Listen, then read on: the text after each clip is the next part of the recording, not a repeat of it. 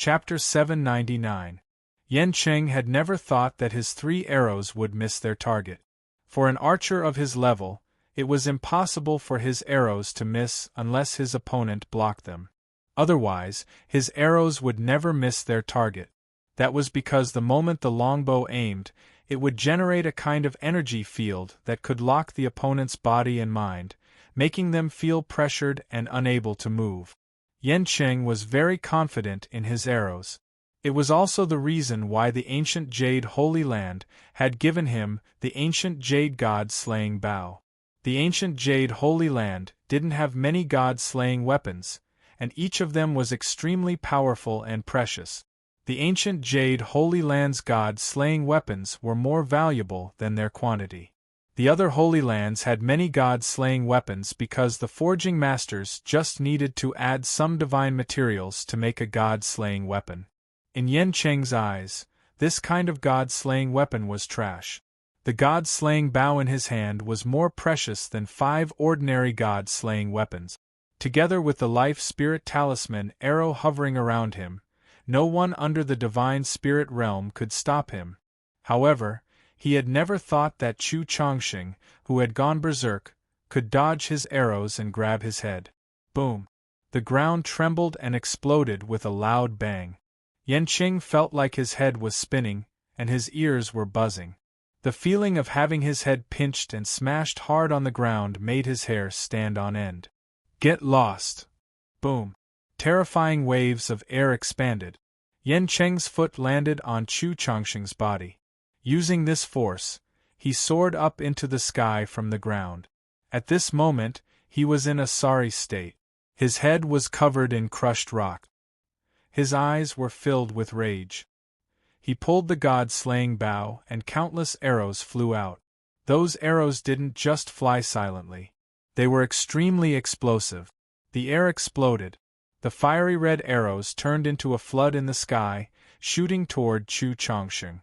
This scene was very familiar. When Chu Chongqing was shot into a sieve, Yan Cheng had used this move.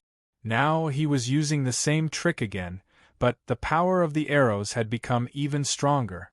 Tens of thousands of arrows seemed to turn into a tidal wave, sweeping down from the sky. They seemed to turn into a roaring dragon as they pounded on Chu Chongqing's body. Chu Chongqing's scarlet eyes twinkled. His body was forced to take a step back. Roar! Opening his mouth, he roared like a wild beast.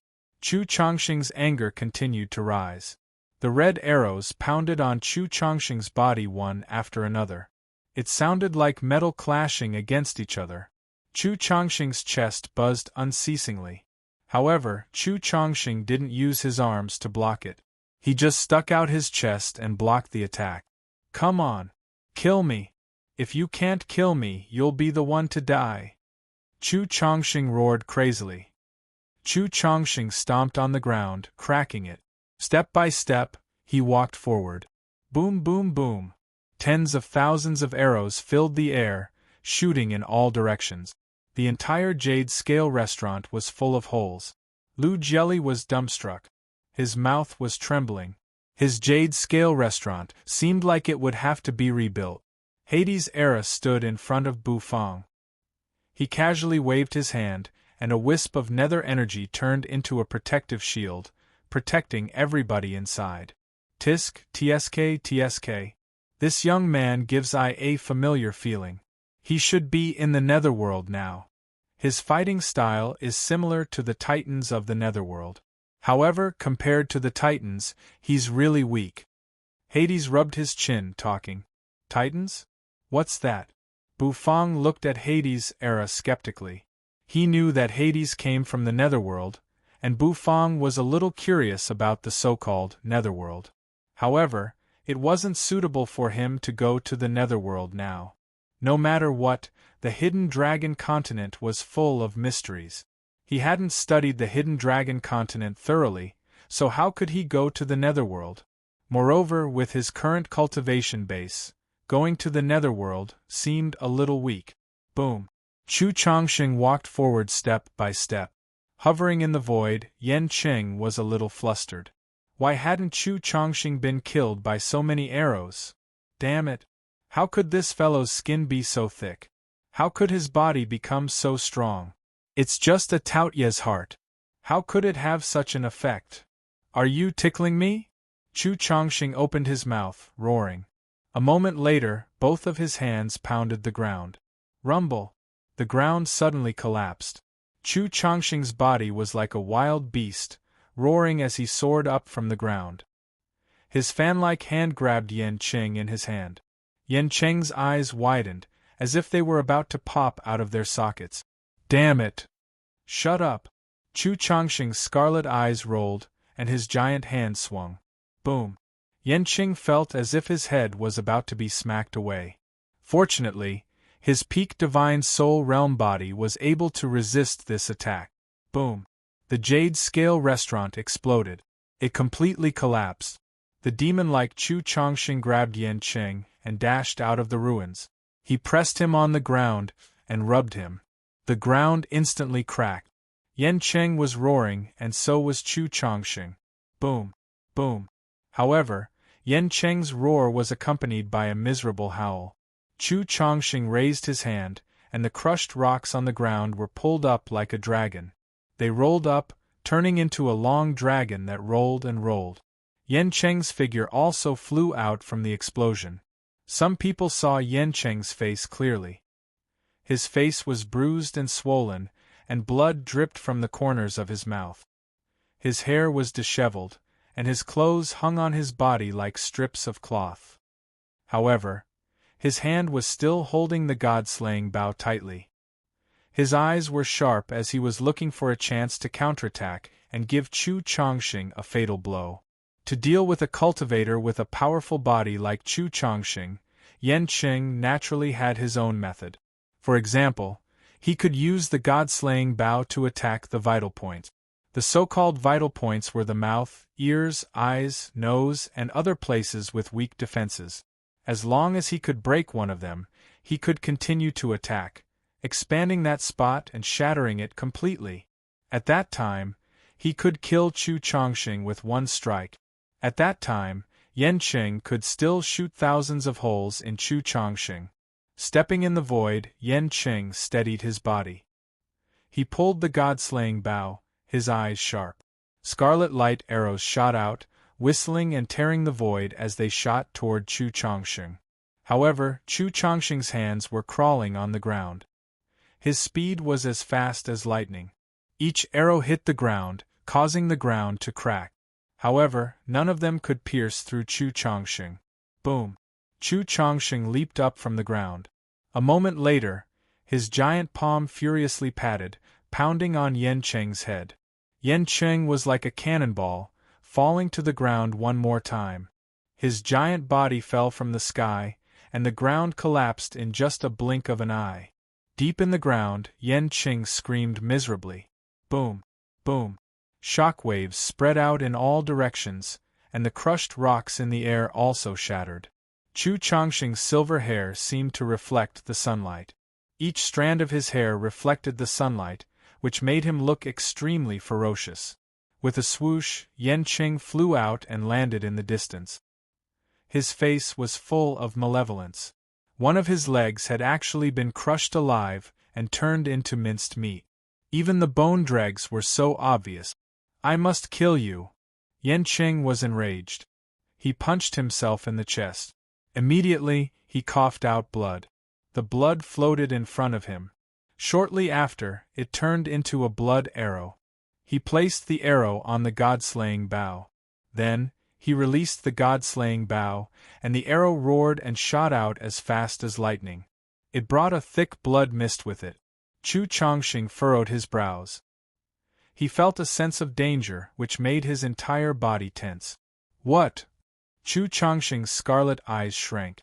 A moment later, the blood-colored arrow whistled through his body, bringing along a vigorous blood mist. Boom! Chu Chongqing's giant-like body retreated several steps. Every step he took shattered the bricks on the ground. A big bloody hole appeared on Chu Chongqing's chest. Fresh blood flowed out of the hole and slowly slid down his skin. Chu Chongqing lowered his head to look at his chest. He had never thought that such a bloody hole would appear. Yanqing still had some ability. His current body could be said to be invulnerable, but Yanqing's arrow was actually able to pierce a hole through his body. He was worthy of being the great commander of the ancient Jade Holy Land, an existence at the half-step divine spirit realm. Unfortunately, in the sky, Yanqing laughed loudly. While coughing blood, he laughed as if he had lost his mind. As long as he could find a way to hurt that monster, he would be able to kill him. However, shortly after, Yanqing couldn't laugh anymore. His laughter came to an abrupt stop. His entire body froze in the void. The surroundings became extremely quiet. Only the sound of blood and flesh moving could be heard. At the same time, Chu Changxing's wound was healing at a speed that naked eyes could observe. His flesh and blood were growing again. What the f***ck? How could he fight like this? At this moment, Yanqing really wanted to curse. The corners of Chu Changxing's mouth rose. He rubbed his wound, and his dragon-like muscles began to shake. "You can't hurt me," Chu Changxing's hoarse voice echoed. Yanqing was about to go crazy. The Taotia's heart. It's the Taotia's heart again. Besides the Taotia's heart's surging vitality, what else could heal Chu Changxing's wound that fast? Damn it! If he didn't have the Taotia's heart, Yanqing's face became ferocious. Blood continuously dripped from one of his feet. His eyes turned, gazing at Bufang, who was hovering in the sky. His eyes were filled with murderous intent. "Damn kid! If I, Yanqing, don't die today, I will kill you in the future." Boom! Yanqing hadn't finished speaking. All of a sudden, a fan-like hand floated above his head and pounded. Yanqing's entire body was smashed to the ground. Everybody was bewildered. Bufang was also a little bewildered. Looking at Xiao Bai, who was hovering in the sky with his metal wings spread wide, he couldn't help but raise the corners of his mouth. Yanqing was the most embarrassed one. Before he could finish speaking, Xiao Bai had slapped him to the ground. Although Xiao Bai's attack wasn't strong, it was really embarrassing. However, it was really F***king embarrassing. Chu Changxing also looked at Xiao Bai with an odd gaze. Xiao Bai's gray eyes moved, meeting his gaze. "God-slaying equipment. Kill." Xiao Bai's mechanical voice echoed coldly in the sky. Bufang rubbed his forehead. He finally knew why Xiao Bai had attacked. It was because of the god-slaying bow in Yanqing's hand. It was the god-slaying equipment, a delicacy that belonged to Xiao Bai. "You want the god-slaying bow in that guy's hand? Very good. From now on, I'm a waiter in Owner Bu's restaurant. We're on the same side. Today I'll only kill people. The god-slaying bow is yours." Chu Changxing grinned. A moment later, his foot stomped on the ground. The ground shook and crushed rocks flew everywhere. In the sky, Xiao Bai's gray eyes moved. A war god's stick that looked like a burning iron appeared in his hand. The long stick curled, and tens of thousands of stick shadows bombarded the ground. Chapter 800. Tens of thousands of stick shadows bloomed like flowers in the void. With terrifying energy, they swept toward the ground, causing the entire ground to explode. Countless rocks and stones flew up from the ground. Explosions resounded unceasingly. Yanqing roared and soared up into the sky. His eyes were filled with insanity. He opened his mouth, revealing his disheveled hair and bloodstains on his body. His broken leg was bleeding unceasingly. He was so enraged that he wanted to destroy everything. However, as soon as he got up from the ground and dodged the tens of thousands of stick shadows, he was hit by a massive fist. There was a loud bang. Chu Changxing's body leaped up like a giant shadow that covered Yen City. Then, that massive fist pounded on Yanqing's body. How could Yanqing resist it? He was sent flying away. Before he could stabilize his body, the metal wings on Xiao Bai's back spread open. His gray eyes sparkled as his body whistled, pressing the air and appearing in front of Yanqing. The red-hot war god's stick smashed down. It directly hit Yanqing's head. Yanqing's eyes rolled, and his vision became blurry. Blood gushed out from his head, and his body staggered in the air. Yanqing sobered up and roared. The massive hand that looked like a cattail leaf fan grabbed his head and pressed him to the ground. The ground exploded. A moment later, Xiao Bai lifted him up from the ground and flung him away.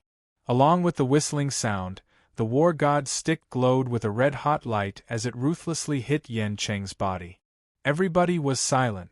They didn't know what to say. Looking at Yanqing, who was being pounded in the void like a rubber ball, the corners of their mouths twitched. Was he still the arrogant existence from before? At this moment, he was in such a sorry state. Yanqing was in a miserable state. His guards were all dead, and one of his legs was broken. Blood was splashing everywhere, and his clothes were torn to shreds. His face was swollen, and he was coughing blood. The most important thing was that he was so depressed that he almost vomited blood. He was so angry that he almost went crazy. It was okay if those two shameless fellows joined hands, but each of their attacks was aimed at his face. If they didn't hit his face, they would have a good time in the future. These two fellows, couldn't they have some humanity? Roar! Yanqing bellowed. His eyes were so swollen that he could barely open them. Chu Chongqing leaped up like a ferocious beast. His fist, which was as heavy as a rock, pounded on Yanqing's head. Yanqing screamed miserably as he was pounded on the ground. The ground crumbled, and even the rocks were shattered. The metal wings on Xiao Bai's back flapped, and the sharp and ferocious wings flickered with a cold light. The next moment, Xiao Bai's long rod flicked. Yen's city was picked out from the rubble. His hand gripped the deicide bow tightly. His nose and mouth were bleeding. Xiao Bai's eyes suddenly emitted a dazzling light. In the next moment, his fan-like hand suddenly stretched out and grabbed the god-slaying bow in Yanqing's hand, intending to pull the bow away. Yanqing, who was on the verge of death, was instantly enraged. "How dare you! You bastard!" Yanqing roared. Xiao Bai's gray eyes flashed. The next moment, the big hand swung violently. A ripping sound echoed. Yanqing's howl was like a pig being slaughtered. Bits of cloth fluttered in the sky. Everybody gawked, their faces bewildered. Even Chu Chongqing stopped what he was doing. He was speechless as he looked at Xiao Bai and Yanqing in the distance. Yanqing's swollen lips shivered. He was so angry that he had gone crazy. That bastard wanted to snatch his god-slaying bow, and he even wanted to tear his clothes. Too much. Damn it. Boom. Xiao Bai's gray eyes flashed one more time. A moment later, he grabbed Yanqing's lower body. Yanqing's swollen, black, and bruised eyes widened. His eyes were bloodshot. Motherf ****. After tearing his clothes, he wanted to take off his pants. This was too ***king much. Yanqing's heart was bleeding. He was the commander of the ancient Jade Holy Land. His reputation, was he going to lose it in this valley of gluttony? He had been stripped naked by a metal puppet, and now, even his pants were going to be taken off. It was worse than death. He could cut off his head and bleed, but he couldn't take off his pants. Yanqing roared. A moment later, he loosened his grip on the god-slaying bow. He clutched his crotch. Hades' era couldn't help but sneer. Bufong couldn't help but twitch his mouth. He was worthy of being the clothes-stripping demon, Xiao Bai. That familiar move, that familiar smell, Lu Jelly was dumbstruck. He gawked and dropped his jaw. There was such a move. The moment Yanqing loosened his grip, his face changed. A moment later, his eyes turned bloodshot. "No!" Yanqing screamed angrily. However, the god-slaying bow was taken by Xiao Bai just like that. The wings on Whitey's back flapped, and its figure instantly shot far away. Yanqing wanted to chase after him, but as soon as he took a step, Chu Chongqing's fist hit his head. It was another ***king head hit. Yanqing's nose bled as he fell to the ground. Chu Chongqing's eyes narrowed. His murderous aura surged. He stomped on the ground, shattering the ground. His big hand pressed on the ground, pressing Yanqing's head against the ground. Rumble!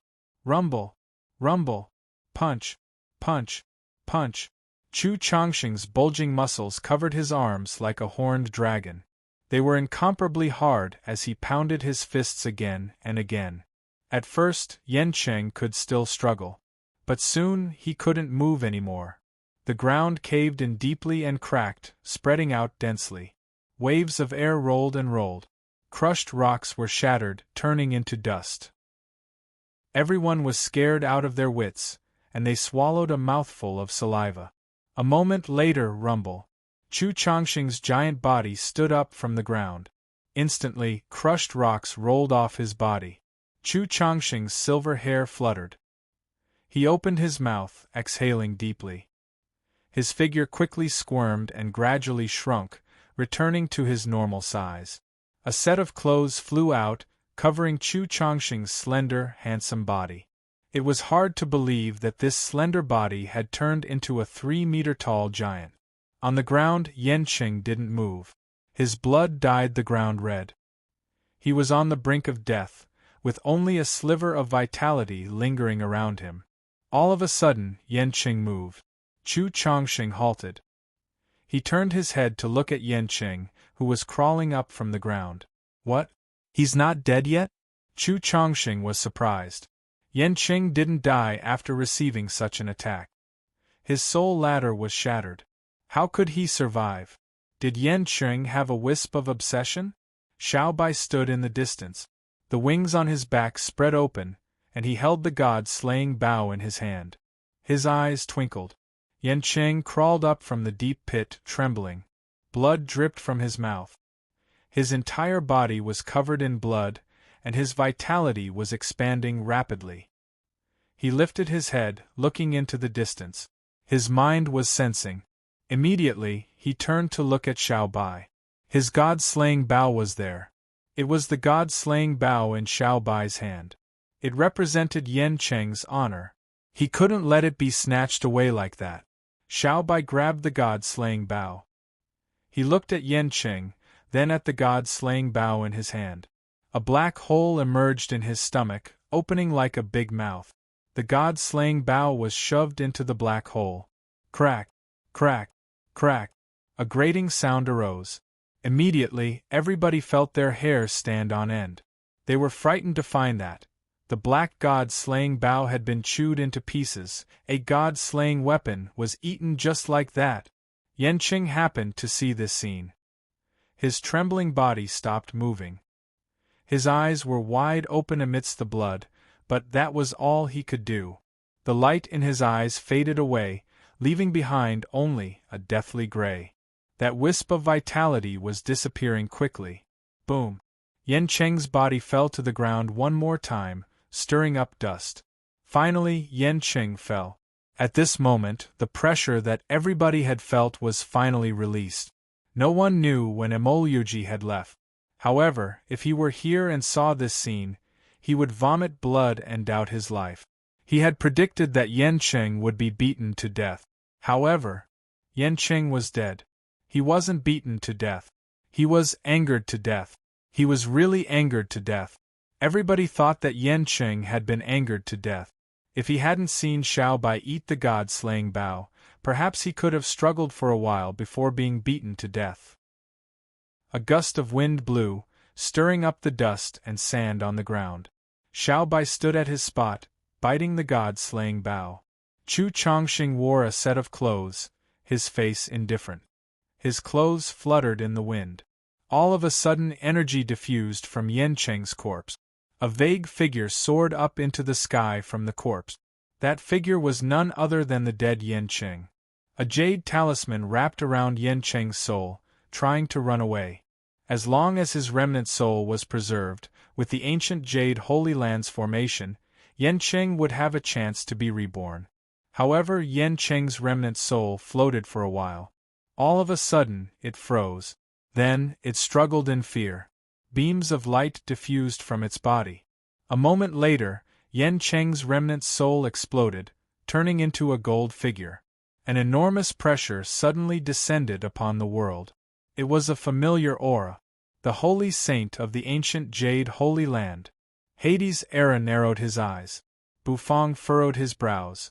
Chu Chongqing's silver hair fluttered as he raised his chin, indifferently looking at the gold figure.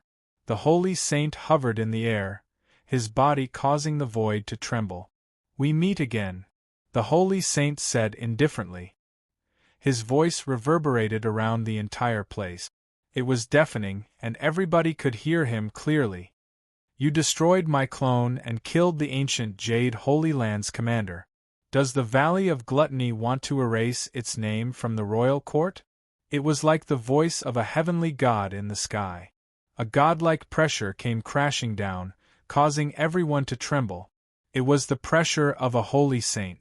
Any holy saint was in existence at the divine spirit realm who had ignited the divine flame of the divine altar. Such an existence looked down on the world. He was an invincible existence. Erase the Valley of Gluttony? Everyone was frightened. If the Valley of Gluttony's name was removed, there was no doubt that they would become homeless. They might even be killed. Hades' Era pouted his lips. Bufang clasped his hands, his face emotionless. Chu Chongqing draped his robe over his shoulders, swinging his long hair. He wasn't the great elder of the Valley of Gluttony anymore, so he didn't have the same respect for the so-called holy saint anymore. He was now a waiter in the Taotai restaurant. He knew that, as long as the Taotai restaurant existed, the Valley of Gluttony would never be destroyed.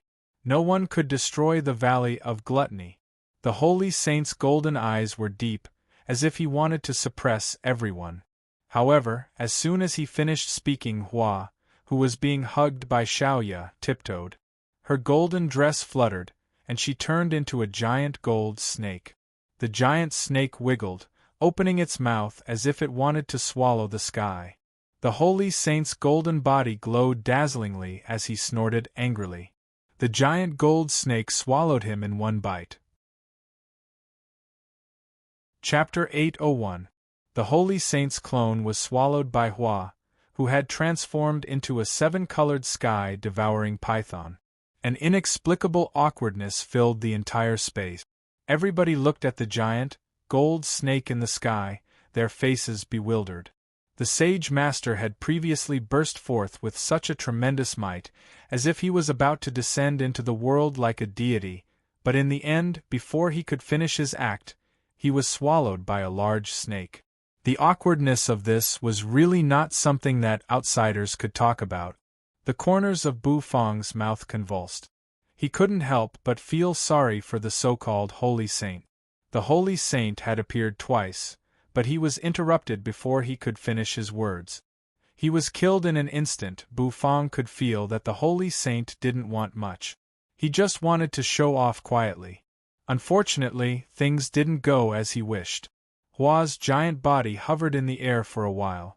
Her gold scales sparkled under the light, which made people's eyes brighten. In the end, Flowery flew back to Xiao Ya's side and transformed back into the little girl. She stuck out her tongue, licking her red lips. She was so excited. The seven-colored sky-devouring python fed on souls. The holy saint had borrowed Yan Cheng's remnant soul to show off. However, it turned out that he was the one who pretended to be strong. Of course, he was unlucky.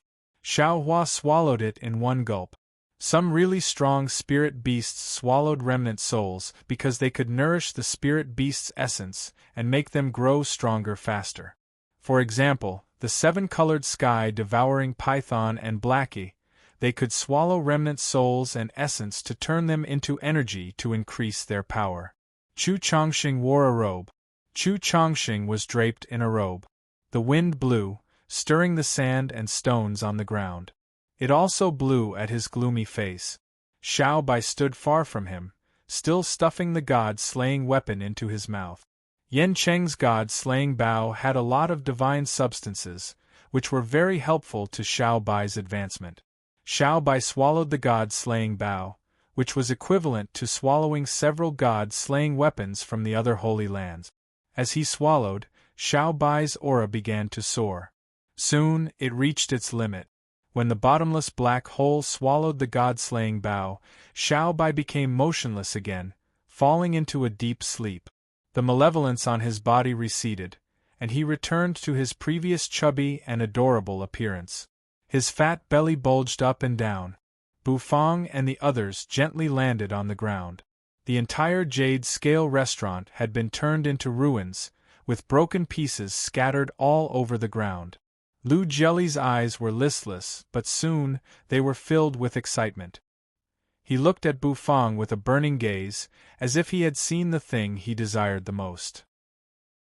The elixir cuisine cooked by a broken Taoye's heart had resurrected Great Elder Chu Chongqing, who was on the verge of death, or rather dead. This kind of strength, this kind of standard, completely exceeded his imagination. This was beyond his understanding of elixir cuisine. It turned out that elixir cuisine could also be operated like this. Tap tap tap, Chu Chongqing walked to Bufang, putting on his clothes. He had resumed his heroic appearance, and his entire body bloomed with an immense aura. His handsome face, which Lu Jelly couldn't bear to look at, had attracted many people's gazes. No one could imagine that Chu Chongqing, who looked like a fair-skinned boy, had the terrifying power to turn into a 3-meter-tall monster. That feeling made Lu Jelly's skin shiver. The closer he got to Chu Chongqing's face, the more Lu Jelly's heart shivered. The Jade Scale restaurant was gone. Lu Jelly didn't feel much regret. As long as Lu Jelly was here, it wouldn't be difficult to build another Jade Scale restaurant in the Valley of Gluttony. I won this chef's challenge, right? Bufang turned his head to look at Lu Jelly, speaking casually. Lu Jelly was a little bewildered. He took in a breath of cold air. Yes, you won. I, Lu Jelly, lost the bet. Congratulations. You've defeated the top 10 chefs of the Tablet of Gluttony. You've swept the entire Valley of Gluttony, Lu Jelly said with a solemn face. Bufang squinted, nodding at Lu Jelly. As the chef's challenge was over, Bufang began to take the jade scale knife from Lu Jelly's hand. It was the rule of the chef's challenge, and it was Bufang's rule. The loser had to hand over his kitchen knife. The kitchen knife was a chef's dignity. If one lost their dignity, they would feel terrible. However, Lu Jelly was the opposite. Although he had lost his kitchen knife, he was more excited and enthusiastic about Bufang. After taking Lu Jelly's jade scale knife, Bufang and the others bid farewell, leaving this area. The Jade Scale restaurant had almost become a ruin. It was useless for Bufang and the others to stay here. The Valley of Gluttony could only restore the ruins naturally. Walking on the long street, almost everyone's eyes were attracted by Bufang's team. Many people had seen what had just happened. When they saw Chu Chongqing, who had turned into a young man by Bufang's side, their faces became complicated. Although Chu Chongqing was no longer the great elder of the Valley of Gluttony, however, when Chu Chongqing walked past them, they still bowed to him solemnly. After all, he had done a lot for the Valley of Gluttony. Each of them admired Chu Chongqing. Chu Chongqing's silver hair fluttered in the wind. His eyes looked pleased as he looked at the experts bowing to him respectfully. Bufang clasped his hands, his vermilion robe fluttering in the wind. He turned to look at Chu Chongqing, asking, "Don't you regret it?" Chu Chongqing was bewildered. "You saved my life. I said that I'm no longer the Valley of Gluttony's great elder, so I won't be. From now on, I'm the Taotai restaurant's waiter." Chu Chongqing.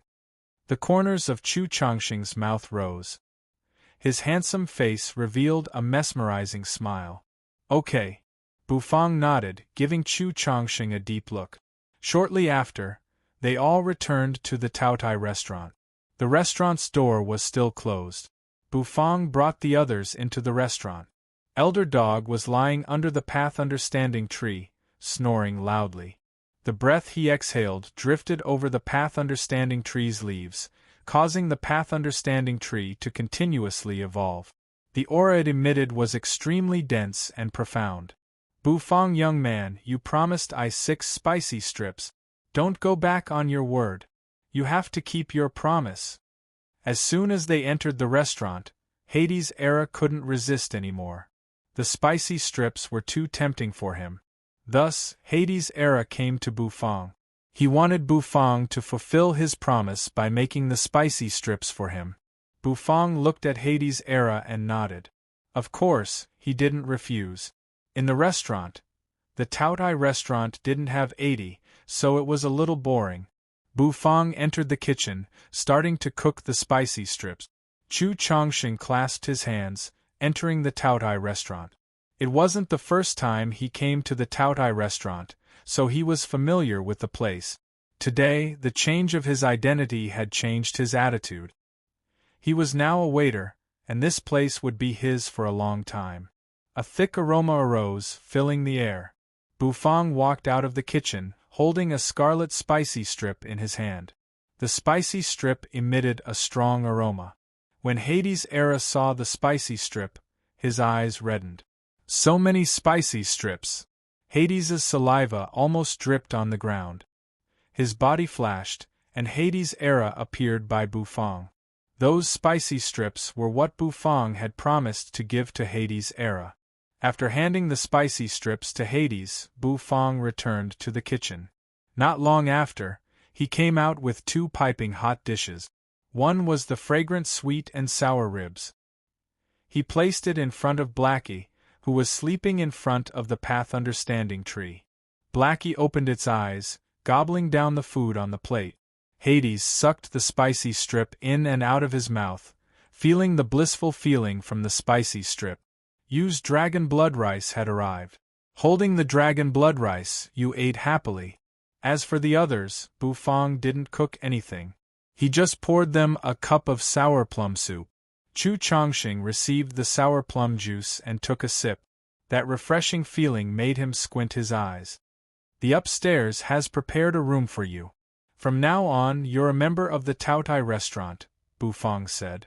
Then, he pulled a chair, sat down, and rested for a while. Chu Chongxing held the sour plum soup, sitting next to Bufang. Flowery and Xiao Yu were also enjoying the sour plum soup at the side, taking small sips and puffing on it. Especially Hua, whose tri-flower snake eyes narrowed into a thin line.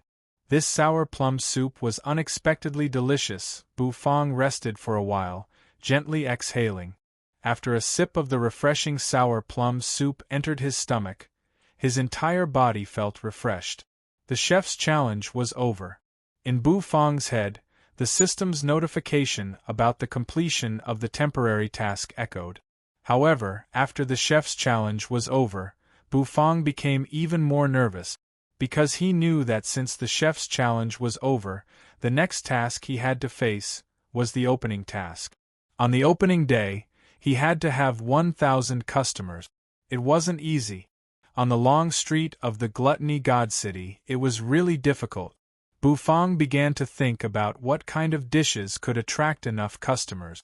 Since it was the first time he opened for business, of course, Bufang had to use special dishes to thoroughly open up the audience's knowledge and reputation. Buzz, however, just as Bufang was thinking, the system's solemn and serious voice rang in his mind. The divine soul test will begin in the time it takes for an incense stick to burn. Host, please prepare. Bufang was a little bewildered, then his eyes shrank. Divine soul test? Right now, he was at the peak of the divine physique echelon realm, so he could take the divine soul realm test a long time ago. However, Bufang had been accumulating his foundation. After accumulating for so long, he finally had to face it. Bufang's aura had begun to change. The divine soul realm test set by the system. Bufang was a little excited. Chapter 802. Bufang seemed to understand the system's reason for setting up these tests. The kitchen knife patted on the big goose, making the big goose spread its wings and spin unceasingly in the oven. After washing the ingredients clean, Bufang swung his hand. A dazzling golden light streaked across the air like a thread, spinning in Bufang's palm. His cooking skill wasn't simple, and he didn't just rely on the system, 1 knife, 2 knives, 3 knives, the divine soul realm test. Bufang had used his mental force to replace true energy, filling the big goose's body. The big goose spun on the grill, and Bufang's eyes were fixed on it. His mental force surged, and the kitchen knife moved from time to time, cutting the goose meat into a bowl. The clear heavenly Alps spirit spring water was boiling. His hand moved, and a flat blue and white porcelain bowl appeared in Bufang's hand. To cultivate the god of cooking, one couldn't blindly follow the steps of the predecessors. Thus, what Bufang needed to do was to modify the recipe in his mind, and at the same time complete this test. After putting the ingredients in place, Bufang pinched the goose's head, pulling it up again. The system had told him that when his cooking skill improved, he could design his own kitchen. Bufang took off the vermilion robe, then slowly walked, pacing in front of the stove. All the meat on it had been cleanly sliced off. Swish! The test was set in the kitchen, and besides the kitchen, there was no other place to set up the test. In fact, this syrup wasn't simple either. It was made from the honey of a spirit beast bee. Bufang didn't allow any other interesting things to be on it, because he thought it would affect the taste of his dishes. Bufang's mental force seemed to turn into a thread, winding around every detail of the big goose. A dense fragrance wafted out and slowly spread out. As if it had turned into a substance, it floated out of the kitchen and into the restaurant. This goose was naturally a powerful spirit beast. Its strength wasn't weak, it was at the divine soul realm. However, it still turned into an ingredient and appeared in the cupboard. Hua opened her eyes and twitched her nose. The fragrance tickled Hua, causing Hua's triflower snake eyes to spin. Could it be that Owner Bu had improved again? Now that the system had told him not to use his true qi, he was put in a difficult position. The next step was to control the heat. Bufang untied the velvet rope that tied his hair and exhaled softly. Grabbing the goose head, Bufang walked to the stove. With a thought, all the ingredients in the recipe appeared in front of him. With a twist of the knife, he chopped off the goose's head and placed it on the plate. A bowl of rosy sauce was prepared and placed on the side of the blue and white porcelain plate. A brilliant radiance was emitted from it. Shortly after, the big goose was placed on the stove and roasted. As the black turtle constellation wok trembled, the hot water in the wok rippled rhythmically. Bufang's cooking skills weren't a gift from the system. Although the system had helped Bufang, it was Bufang who had cultivated bit by bit. As the god of cooking, he naturally couldn't be bound or limited. He needed endless space and a place to display his abilities. A moment later, what was left on the grill was the big goose's skeleton, which had been cut clean. In this cooking test, the host is not allowed to use his true qi. He can use his mental force, sizzle. If his mental force was a little weaker, he wouldn't be able to pass this test. Everybody was bewildered. Their eyes were filled with astonishment. That King Bufang had improved again. This aroma. It seemed different from the aroma of the dishes that Owner Bu had cooked before. As Bufang's palm patted the big goose's body, the goose's body gradually expanded. Swoosh, squeak, squeak. Walking to the stove, Bufang's vermilion robe fluttered. This test seemed to be a big burden on Bufang's mental force. After plucking out all the fine hairs from the goose's pores, Bufang checked several times but couldn't find anything. Then, he raised his palm and patted the goose's body. His mental force surged like the sea. Sprinkling the syrup evenly from the top, it quickly covered the goose's entire head. It seemed to have an indescribable feeling, which made it more intelligent. The goose meat, which had just come out of the wok, had turned red and tender. Steaming hot, it was held in Bufang's hand. Bufang's face became a little solemn. Since he started cooking, he had gotten used to using his true qi to process and change the ingredients. He wanted to have a good rest, but he didn't expect that the divine soul realm test would happen. As his mental force seeped in, the flame in the stove became stronger, roasting the big goose from time to time. Swoosh, swoosh, swoosh. Bubbles surged and burst. It was like a small windmill.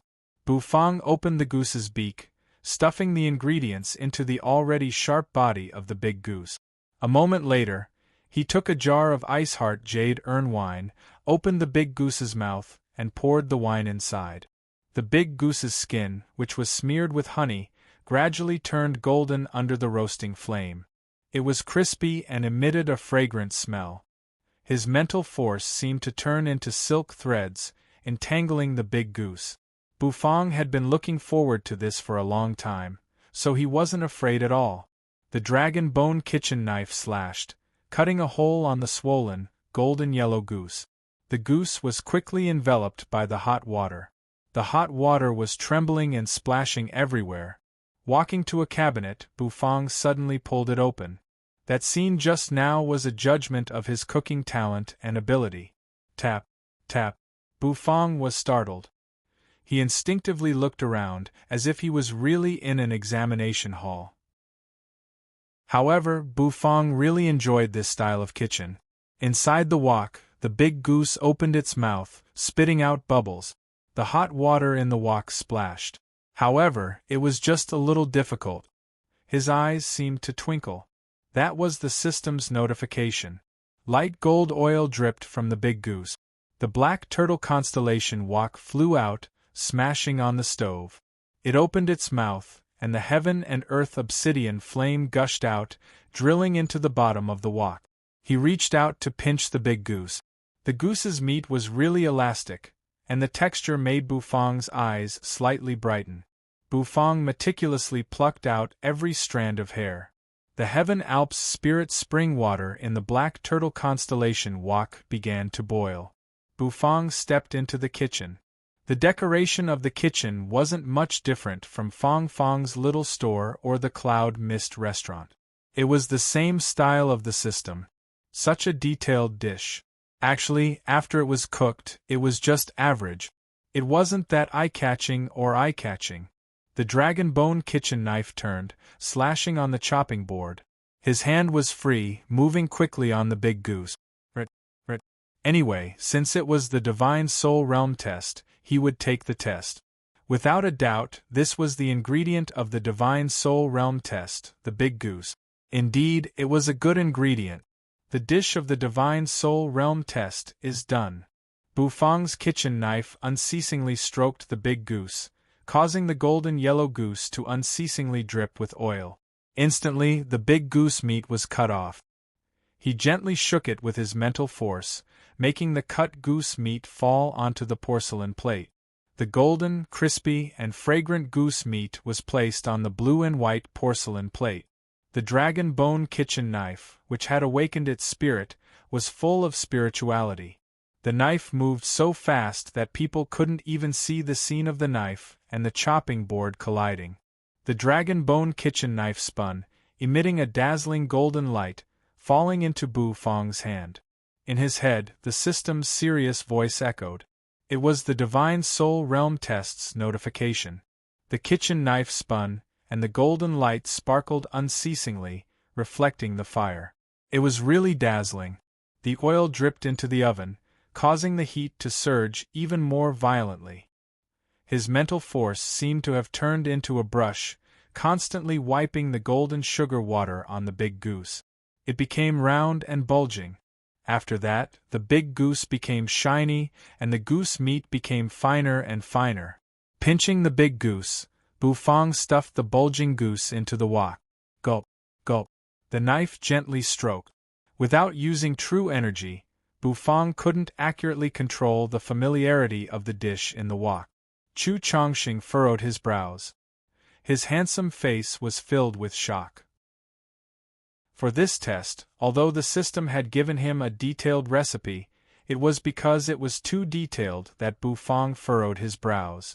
The big goose's pores opened, as if it was breathing hard and seeping in. Once it made a mistake, the taste of the whole goose would change.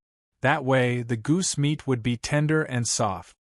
He stood up from his seat, his indifferent eyes raking through the people in the restaurant, who were eating their own dishes. A moment later, he turned around and walked to the kitchen. Bufang reached out his hand, taking the big goose. In the cupboard, there was a big goose that had shed its feathers. Bufang quickly read the recipe, which was really unique. The lines on it were constantly flashing and moving. All of a sudden, a dish appeared in Bufang's head. The words on the recipe were so many that they swarmed into Bufang's head. At this moment, Bufang's spirit sea had expanded, and his mental force had become stronger. This recipe didn't affect him much, so he wasn't afraid. All the ingredients were cut into strips and placed on the porcelain plates that had been prepared beforehand. Bufang took out the ingredients from the cupboard and placed them on the stove. He took the golden sugar water that the system had prepared. Next, he had to make the sauce and confirm the authenticity of the sauce. Bufang narrowed his eyes as he felt the surging energy in his body. He couldn't help but raise the corner of his mouth, revealing a hint of excitement. He almost choked on the sour plum soup. Bufang's progress was really fast. This time, he had to rely on his mental force, which required Bufang's mental force to be stronger. He couldn't afford to make any mistakes. Bufang gently exhaled. He couldn't use his true energy? Each slice of goose meat was as thin as a cicada's wing. When he put them together with chopsticks, they were so transparent that he could see the other side. Buzz, a fishy smell of meat permeated the air. The system wanted to help him become the god of cooking, the one who could stand at the top of the food chain in this fantasy world. The blue and white porcelain plate was filled with these ingredients, which looked really beautiful. The dragon bone kitchen knife spun, turning into a golden light and dispersing. The system's serious voice arose around Bufang, which was really serious and strict. Chapter 803. Ancient Jade Holy Land, Ancient Jade Mountain. Inside a majestic palace, energy explosions reverberated all of a sudden. A sullen look appeared on the Sage Master's handsome face. Light seemed to swirl in his eyes as a terrifying aura continuously spread around his body. Tens of thousands of formations were glowing with a brilliant light, and they were still rotating slightly. Then, a few of the rotating arrays suddenly exploded. Yancheng is dead. Another clone of my true body has been destroyed as well. The Valley of Gluttony. Did they eat a bear's heart or a leopard's gall? The Saint Sovereign's handsome face seemed to radiate light, but it was cold and filled with coldness. True energy was sucking in and out of his nose like a dragon. When he opened his mouth, heavenly sounds echoed. The Saint Sovereign of the ancient Jade Holy Land had a peerless cultivation base. The heaven past tribulation is around the corner. I must prepare well. I can't let some ants disturb my mind. The Saint Sovereign's light blonde hair fluttered. A moment later, the formations around him hovered. Although he was enraged, he had to suppress the flame in his heart. The hidden dragon royal court's heaven past tribulation was the Saint Sovereign's main concern. A heaven past tribulation, a reign of blood and tears. The heaven past tribulation was an important matter for the entire royal court and the entire hidden dragon continent. Every time the heaven past tribulation appeared, countless experts would fall. Even the existences who had surpassed the almighty realm and become the sect master would fall in this heaven past tribulation. The Saint Sovereign didn't dare to lower his guard. Thus, he could only remember the Valley of Gluttony in his heart. One day, he would get back at them and make them pay for what they did not do well in the past. Taotai Restaurant. The fragrance lingered in the air, lingering in front of everyone's nose, causing their expressions to change slightly. This time, the aroma was different from the previous dishes. It seemed to have more spirituality. Ordinary people could sense such a subtle change, but they were different. The people in the restaurant had smelled the aroma of Bufang's dishes every day, so they were very familiar with the aroma of Bufang's dishes. Even the slightest change could be detected by them. It's different. How should I put it? More spirituality? Chu Chongqing leaned against the chair. His silver hair cascaded down his shoulders. He took a deep breath and said. The others nodded while eating the dishes in their hands.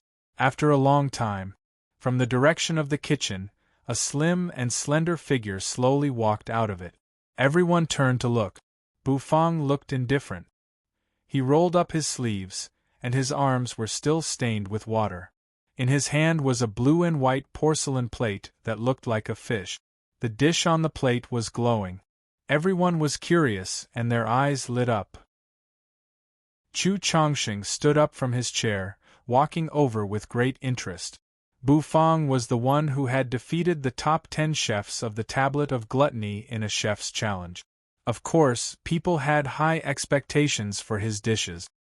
He gently placed the blue and white porcelain plate on the table. Bufang exhaled, beads of sweat appearing on his forehead. This dish was cooked using mental energy, which was totally different from the previous cooking with true energy.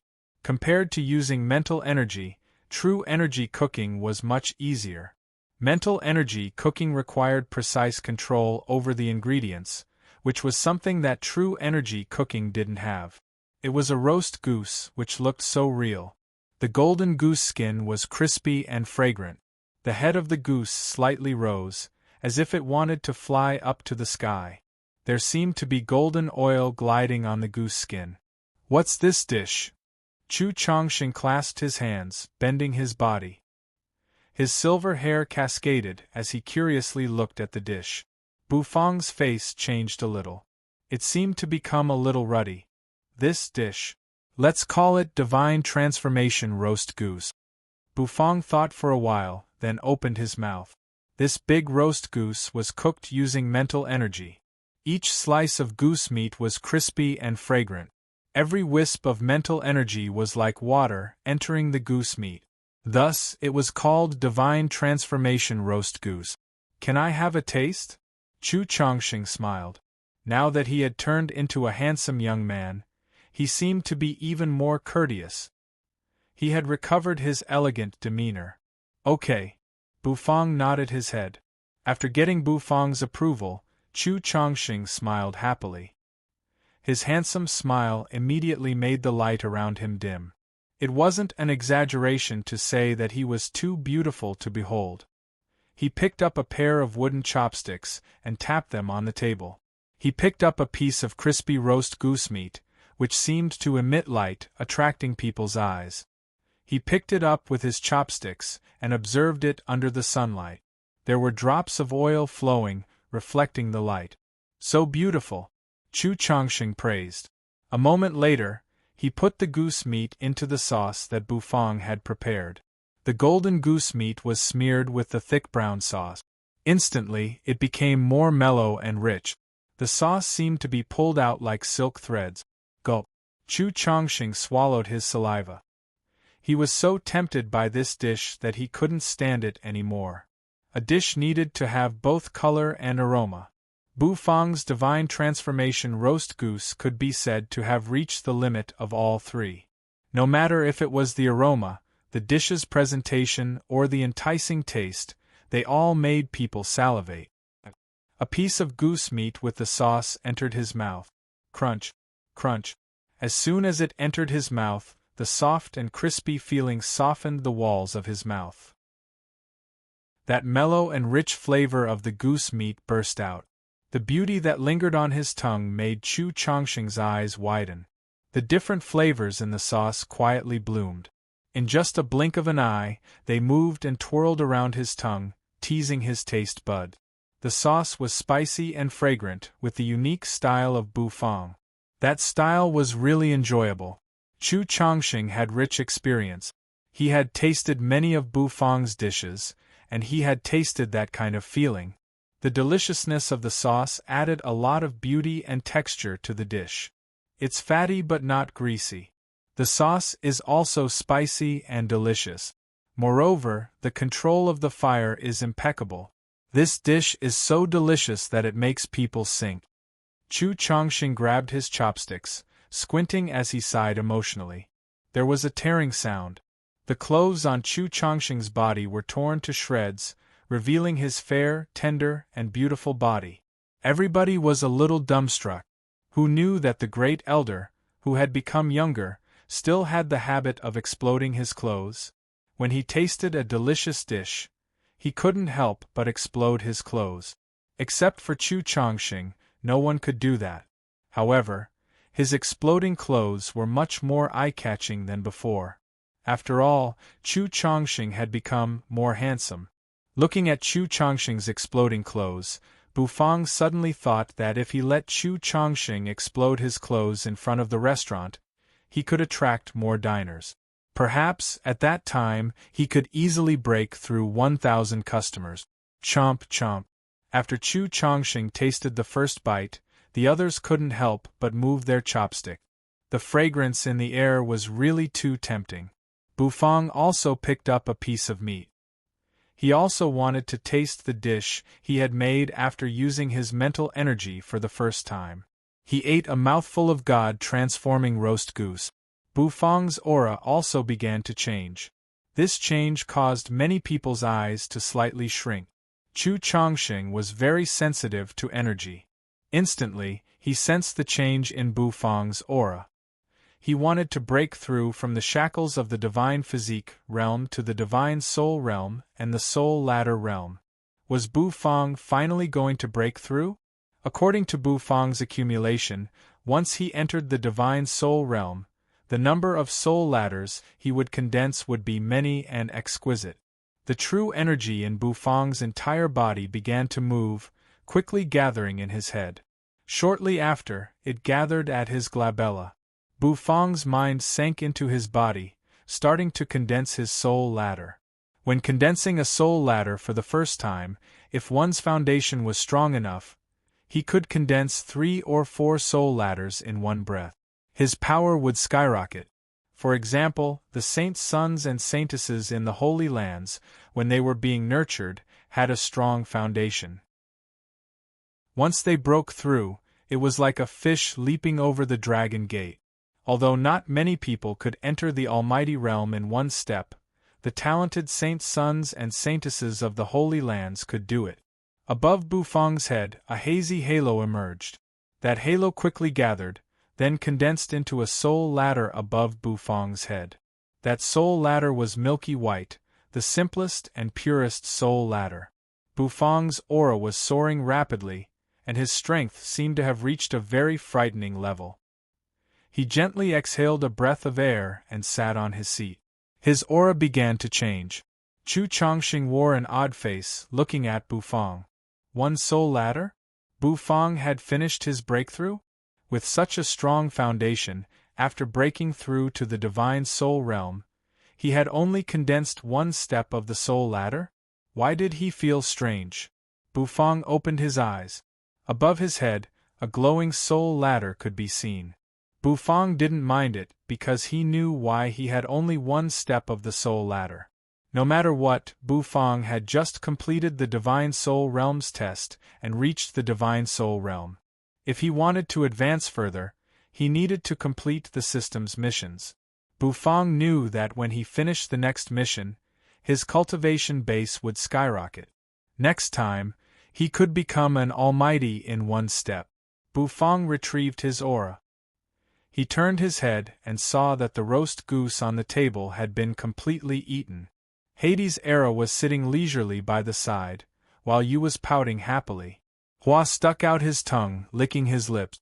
Xiao Yu was holding a piece of goose meat in one hand and a cup of sour plum juice in the other. She looked as though she was enjoying herself. Bufang rubbed his head. Then, he asked them to leave. The sky was getting dark, and the bright moon was hanging high in the sky. After Bufang had chased the others out of the restaurant, the Taotai restaurant's door was slammed shut. He brought Chu Chongqing upstairs, and Chu Chongqing obediently entered his room. Bufang returned to the kitchen and put away all the tools he had prepared. Everything returned to its tranquil state. The next morning, the warm sunlight shone through the window, shining on Bufang's face. It made Bufang feel warm and comfortable. Bufang sat up on the bed, yawning and stretching his body. Then, he got off the bed and started to wash his face and rinse his mouth. Today was the Taotai restaurant's first day of business. Bufang suddenly had a little hope. He wanted to see if he could reach the 1,000 customers the system had mentioned. This kind of challenge made Bufang a little excited. Chapter 804. After washing up, Bufang walked out of his room and headed downstairs. At the intersection, Xiao Bai stood in a daze. After swallowing the god-slaying bow, Xiao Bai began to stare blankly and evolve. After this evolution, Bufang didn't know to what extent Xiao Bai's fighting capacity would increase. However, compared to before, it should be much stronger. Bufang rubbed Xiao Bai's belly, then stepped into the kitchen. As soon as he stepped in, a golden light dashed over, landing on his shoulder. Shrimpy rolled its eyes and spat out countless bubbles from its mouth. Bufang turned his head, glancing at Xiaopi. Then, the corners of his mouth curled up. After rubbing Xiaopi's head, he began his morning cooking training. Sizzle, soon, hot steam rose from the kitchen, and a delicious aroma filled the air. Shortly, Bufang walked out of the kitchen, carrying the dishes to the dining room. Lord Go, who was lying under the path understanding tree, twitched his nose and opened his eyes. His figure dashed out, landing in front of the dining table. He placed his paw on the table, sticking out his tongue. His face was filled with excitement. Hua, who was sitting cross-legged next to Lord Go, was startled by Lord Go's sudden movement. He opened his beautiful tri-flower snake eyes, his face bewildered and confused. All of a sudden, Hua's nose twitched as well. He couldn't help but climb to the dining table, sitting there, waiting. Nethery also climbed out of the netherworld ship, stretching her body. That enchanting figure made Flowery look dumbfounded.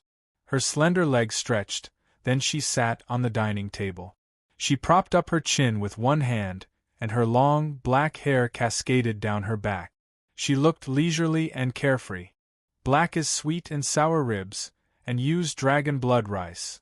Bufang placed the two dishes on the table, and pushed them in front of the dog and the man as he said in an indifferent tone. Then, a man and a dog began to gorge themselves on the porcelain plate. Hua stared blankly at the two who were eating. He turned his head in confusion, swallowed his saliva, and looked at Bufang. Bufang was slightly stunned. He seemed to have forgotten about Hua. Rubbing Hua's head, Bufang raised his eyebrows and entered the kitchen. Not long after, a fragrant aroma filled the air and a dish was cooked. He walked out of the kitchen, placed the dishes on the table, and pushed them in front of Hua. Billowing steam rose, making Flowery squint her eyes involuntarily. Hua's tri-flower snake eyes turned and landed on the porcelain plate in front of him. There were very few dishes on the porcelain plate, only a round, golden, deep-fried bun. What bag is this? Why does it look so cute? Oyster pancake. It's very delicious. It suits you very well. Bufang rubbed Hua's head and said with a serious face. Flowery was somewhat at a loss. She ignored Bufang and grabbed the piping hot oyster pancake. Unafraid of the heat, she stuffed it into her mouth. Hua opened her mouth, revealing two sharp canine teeth. Chomp! With a bite, the rich aroma of the oyster pancake permeated the air. That aroma was extremely rich, and a milky white gravy flowed out. Hua's nose couldn't help but tremble. It smelled so good, chomp chomp, delicious. Hua was completely intoxicated. This was the first time she had eaten an oyster pancake, and Hua was deeply attracted to it. In just a short while, the entire oyster pancake was completely devoured by Flowery. The little lass even sucked on the oil on her fingers until there was nothing left. After eating, she turned her head to look at Bufang, blinking her tri-flower snake eyes. Her eyes seemed to be able to speak as if she was saying, "One more." Of course, Bufang had Bufang's rules. He definitely wouldn't order another one. Lord Go and you were very familiar with Bufang's bad temper. Although they wanted another one after eating, Bufang didn't care. Bufang wasn't moved by Hua's big, watery eyes. He just rubbed her head, raised a finger, and shook it, indicating that she couldn't eat it. She could only eat it once a day. Hua felt so wronged. Bufang patted her head, then walked toward the kitchen. However, he had just taken 2 steps when Hua, whose eyes were filled with tears, hugged his thighs. Because Hua was still a young 7-colored sky-devouring python, she couldn't talk. However, her watery eyes seemed to be able to speak. Bufang rubbed Hua's head, still refusing silently. Hua hung her head dejectedly, returning to Lord Go's side. She leaned on Lord Go's chubby body, crying silently. Chu Chongqing walked downstairs. His handsome face shone under the sunlight, making him look dazzling. His silver hair was very eye-catching. The young Chu Chongqing was unbelievably handsome. Change into the waiter's uniform. Bufang gave Chu Chongqing a waiter's uniform that the system had prepared. Chu Chongqing's mouth curled, revealing a gentle smile. Then, he went upstairs to change his clothes. When he went downstairs, he was still holding a flashy look. Today is the opening of the Taotai restaurant. The target is 1,000 customers. Can you achieve it? Bufang looked at Chu Chongqing and asked. 1,000 customers? Chu Chongqing was bewildered. Then, he looked at Bufang oddly. This place was the Glutton God City, the place with the most delicious food in the entire Hidden Dragon continent. There were so many delicacies and restaurants here. Why did the customers have to eat in one restaurant? It would be difficult to reach a traffic volume of 1,000 people.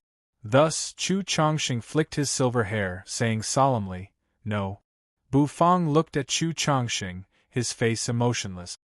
He didn't seem surprised when Chu Chongqing said no.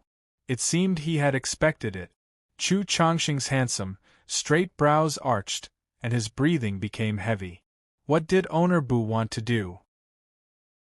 Why do I have a bad premonition? Bufang raised his hand, placing it on Chu Chongqing's chest. The corners of his mouth twitched. Chu Chongqing's hair stood on end. What did Owner Bu want to do? This kind of movement? Could it be boom? Bufang's hand exerted force, pushing Chu Chongqing out of the restaurant. He stood at the restaurant's entrance. Today your task is to stand here and attract customers. Bufang pushed Chu Chongqing to the entrance, making him stand there awkwardly. Then, he turned around and returned to the restaurant. He took out a big signboard and handed it to Chu Chongqing. What? Chu Chongqing rolled his eyes. Take it, Bufang said casually. Chu Chongqing's nose twitched. A warrior could be killed, but not humiliated. Chu Chongqing's cheeks trembled. Good luck. I'm rooting for you. Bufang looked at Chu Chongqing, who was holding the signboard. He took a step back, raised his hand and clenched his fist. His face was emotionless. Then, he turned around and entered the kitchen. Chu Chongqing's handsome face was embarrassed. He raised his head, trying to hold back his tears. The signboard in front of his chest had words that made his nostrils tremble. Big promotion for the opening of the new store. Discount for everyone. Recommended by the former great elder of the Valley of Gluttony, Chu Chongqing. The most delicious restaurant in the Valley of Gluttony opens today. The former great elder of the Valley of Gluttony, Chu Chongqing, shed tears on the spot. He was subdued by the delicious food. His clothes and pants were torn off. Chu Chongqing felt that he had been tricked into a wolf's den. He was the former great elder of the Valley of Gluttony, and he had done such a shameful thing. Damn it! Owner Bu, who had tricked him, had said that he would only be a waiter. As the first rays of the morning sun shone on the city, more and more people walked on the long street of the Glutton God City. The restaurants on the long street slowly opened for business, and the hawkers on both sides of the street began to work. As soon as Chu Chongqing appeared, the eye-catching signboard attracted many people's attention. Wow! What a handsome little brother! He looks like the great elder of my family. Just for this little brother, I'm going to this restaurant to eat. A middle-aged woman placed her hands on her waist. The moment she saw Chu Chongqing, her eyes brightened. Many people were also attracted by the words on the signboard. When they saw Chu Chongqing, they decided to enter the restaurant. Chu Chongqing didn't know whether he should cry or laugh. He had always been a Bufang, and he should be a very serious person. However, who would want to beat him up? That fellow had such a trick. Although it was true that fragrant wine needed no dark alley, This kind of thing needed time to settle. If it wasn't for a long time, no matter how fragrant the wine was, no one would go in to taste it. However, if you added some promotion, for example, the former great elder of the Valley of Gluttony's recommendation, it would attract many people's interest. Just like the Taotai restaurant today. The originally deserted restaurant became popular in just a blink of an eye. What's more, Mu Cheng's Phoenix Pavilion was right across from the restaurant. There were many people who went there to eat, and among these people, there would coincidentally be people who saw the advertisement in front of the door. As a result, there would be people who would enter the Taotai restaurant. As long as they entered the Taotai restaurant, it would be easy. Bu Fang was really confident. He believed that with the quality of his dishes, the diners would enjoy it so much that they would forget to leave. After tasting it once, they would want to eat it again. Mu Cheng's long hair swayed. She walked to the second floor, leaning against the window. Her towering breasts slightly trembled as she held a cup of steaming hot tea, drinking it. Leaning against the window, Mu Cheng habitually looked at the Taotai restaurant where owner Bu was staying. With this look, she couldn't help but spit out the tea she had just drunk. What's going on? That person standing in front of the door. Why does he look so familiar? Mu Cheng had experienced Lu Jieli's battle. Naturally, she knew that great elder Chu Chongqing had come back from the dead. However, after Mu Cheng thought it through, she couldn't help but laugh out loud. She clutched her stomach, her chest heaving up and down, shaking unceasingly. Worthy of being owner Bu. He really knows how to have fun. If she didn't go to support him, she wouldn't be giving him face. Thus, Mu Cheng returned to her room and changed into a beautiful outfit. Then, she brought the others to the Taotai restaurant across the street. It wasn't just Mu Cheng. When they knew that Bu Fang's Taotai restaurant was about to open, many people couldn't wait to go and have a look. Noodle King Ouyang Chinfeng brought his apprentices and swarmed over. Wenren Shang was drinking a bamboo flask of wine, swaying as he walked over. He saw a figure at the door, who had raised the signboard to cover his face. "Good morning, great elder." Wenren Shang smiled, shaking the bamboo flask in his hand. Then, he stepped into the restaurant. Chu Chongqing, who was standing under the signboard, was speechless. Who the F***ck had covered his face? How could he be recognized? Many people knew Chu Chongqing. Yesterday, in the battle in the Jade Scale restaurant, many people had seen the young Chu Chongqing's bearing, which made them admire him. Today, Chu Chongqing had personally greeted the guest. Of course, they had to give him face and come. As more and more people came to greet him, Chu Chongqing became numb. He put down the signboard, standing at his spot. His eyes were blurry, and his silver hair fluttered in the wind, which made many fangirls' eyes light up. As for the diners who entered the restaurant, they were all attracted by owner Bu's cooking skills. The Valley of Gluttony became famous. In the entire royal court's holy lands, many disciples weren't unfamiliar with the Valley of Gluttony. Today it was even more well known. The royal court's holy lands had many disciples. After many holy lands relaxed their restrictions on the Valley of Gluttony, the disciples who used to go to the Valley of Gluttony to eat and drink every day became lively again. The Valley of Gluttony's teleportation array flashed, and figures walked out of it. They strode toward the glutton god's long street. Chapter 805. Chu Chongqing felt that he had lost all the face he had in his life in just a few hours. He had never thought that one day, he would be the center of so many people's attention. That's right, they were watching. The Auntie's eyes lit up, making Chu Chongqing's entire body tense up. The Auntie's gazes on his body gave him goosebumps.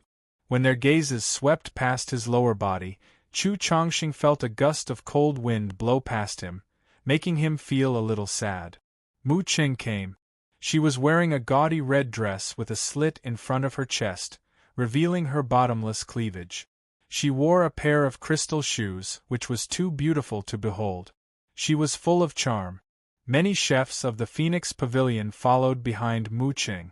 When they saw Chu Chongqing, they were all very surprised. Mu Qing covered her red lips and couldn't stop giggling. "Oh, my dear great elder! When you hold this signboard, you become more and more handsome." Mu Qing's eyes curved into the shape of a crescent moon as she giggled. Chu Chongqing looked at her emotionlessly. "If you tease me again, I will hit you." Mu Qing smiled as she stepped into the restaurant. She went to look for the owner Bu. However, it seemed that she wouldn't be able to find Bu Fong. Today was the Taotai restaurant's first day of business, so Bu Fong would definitely stay in the kitchen for the entire day. When Ren Shang laughed in front of Chu Chongqing, he was almost kicked away by Chu Chongqing. Nether King Erha, wrapped in a black cloak, came stealthily. The way he scurried around made him look like a thief. Fire, theft, and saintism. This was the truest portrayal of Hades' Era's heart at this moment. Seeing Chu Chongqing holding the signboard, Hades' Era's eyes brightened, and he said with a smile, "Oh, little Chu, your posture is very flirtatious." Chu Chongqing was already numb. He was too lazy to even move his neck. Silhouettes gathered from every direction. Chu Chongqing's eyes couldn't help but brighten as he looked at the flow of people. He didn't think that the flow of people would be so huge. Looking at those figures, Chu Chongqing couldn't help but take in a breath of cold air. Even if a special grade chef opened his restaurant on the first day, it would be very difficult for him to achieve such a degree of popularity. On the long street of the Glutton God City, the competition was really fierce. Each chef had his own specialty. For example, if you liked to eat noodles, you could go to the Noodle King restaurant. If you liked to drink soup, you could go to the Phoenix Pavilion, and so on. Different restaurants had different signature dishes that attracted different customers. Although every restaurant was very popular, it was very difficult to achieve a very large flow of people. For example, Bu Fong's restaurant had just opened, and it had already become so popular. Not to mention Chu Chongqing, even Bu Fong himself didn't expect it. How should he put it? The popularity was beyond his expectations. However, while Chu Chongqing was feeling ashamed, he was also thinking about this problem. He was so bored that he couldn't think of anything else.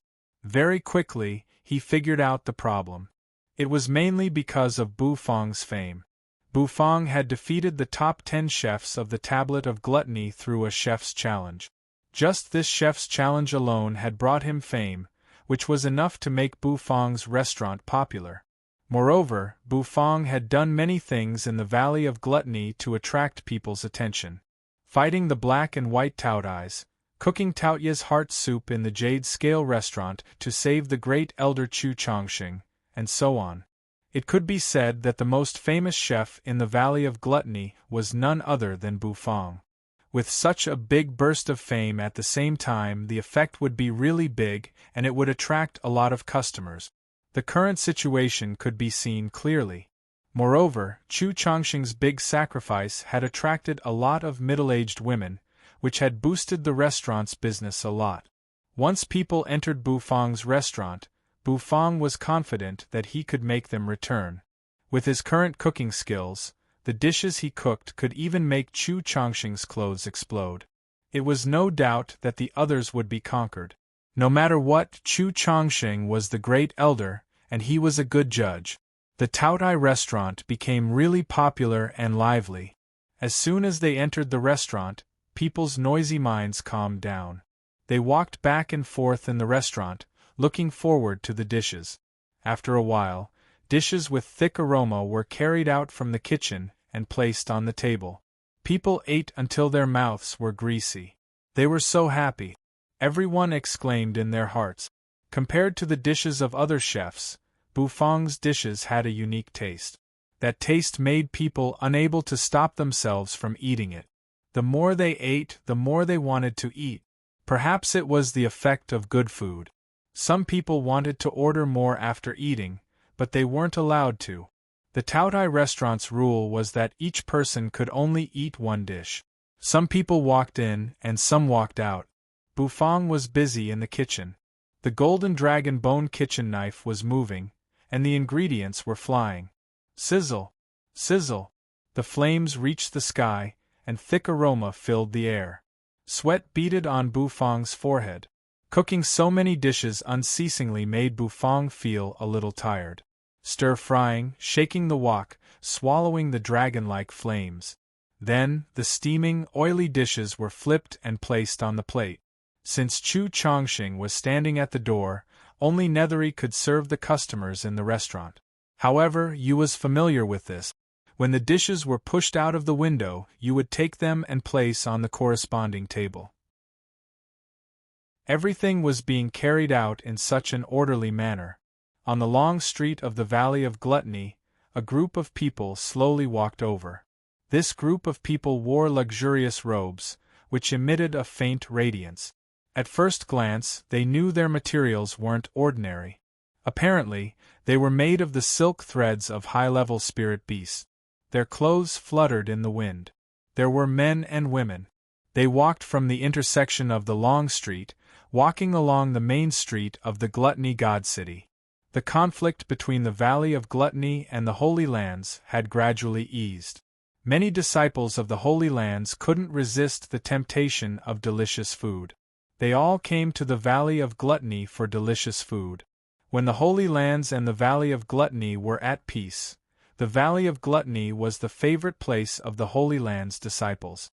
Not because of anything else, but because the Valley of Gluttony was a good place to play and pick up girls. This place had delicious food and the beautiful sunset lake.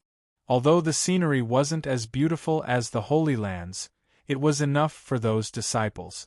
Beautiful female disciples and handsome male disciples came to the Valley of Gluttony in pairs, eating delicious food and enjoying the night breeze of the sunset lake. Occasionally, the male disciple would pull the female disciple into the small forest beside the sunset lake to do something embarrassing. This had also promoted the rapid development of some inns in the Valley of Gluttony. Walking on the main road of the Glutton God City, many disciples sniffed the aroma in the air. Everyone's face showed that they were enjoying it. They hadn't smelled the aroma of food in the air for a long time. It's really not easy. Being targeted like this, the Valley of Gluttony can still exist unscathed. Opposing the Holy Lands and still living well, besides the Valley of Gluttony, only the forces in the Endless Sea region can do this. Among the disciples who were walking around, an elegant male disciple with a long sword on his back said to his fellow disciples beside him, "I heard that the Valley of Gluttony has legendary netherworld creatures. It's because of these netherworld creatures that the Valley of Gluttony can't conquer it for a long time. Many Holy Lands experts have fallen here." A charming female disciple said, her body swaying. These disciples were wearing long robes with sky-blue patterns, and they all had a sharp long sword on their chest. They were the experts of the royal court and the Heavens Pivot Holy Lands. The Heavens Pivot Holy Lands experts were good at using long swords. For example, Xiao Yu was a disciple of the Heavens Pivot Holy Lands. Xiao Yu was good at using swords. However, after he returned to the Holy Lands, he was forbidden from coming to the Valley of Gluttony. It seemed that the elders of the Holy Lands didn't allow him to come to the Valley of Gluttony to protect him. After all, the Valley of Gluttony was in a precarious situation. It was extremely dangerous, and many almighty experts had fallen. Even the terrifying existences at the half-step divine spirit realm had died. This kind of terrifying battle had made many of the Holy Land's upper echelons tremble in fear. However, because the battle was too terrifying, many of the upper echelons had blocked the news. Thus, some disciples only knew that the Valley of Gluttony had a terrible battle. As for the level of the battle, many people didn't know. These disciples were very familiar with the Valley of Gluttony, and they had been to many restaurants. Thus, they chatted and laughed as they entered the restaurants that they liked. "Senior, look. That restaurant in front of us is so lively," a disciple of the Heavens Pivot Holy Land said in surprise. The other disciples looked in the direction that disciple was pointing and saw the long queue. It was indeed a restaurant that they had never seen before. Many disciples were surprised. To be able to open a restaurant in the Gluttony God City, there was no doubt that this restaurant's background wasn't simple. Moreover, since it could be so popular, could it be a chef from the top 10 of the Tablet of Gluttony? Everyone exchanged looks. Then, their interest was piqued and they all walked toward the restaurant. Chu Chongqing stood at the entrance with a gloomy face. He held the signboard with one hand and his mood was already numb. From a distance, many disciples of the Holy Lands were striding over. The disciples of the Holy Lands weren't polite to the people from the Valley of Gluttony. They didn't have the concept of queuing in their minds. When the Valley of Gluttony was at its peak, they didn't have to queue. Now that the Valley of Gluttony was struggling at death's door, they had to queue even more.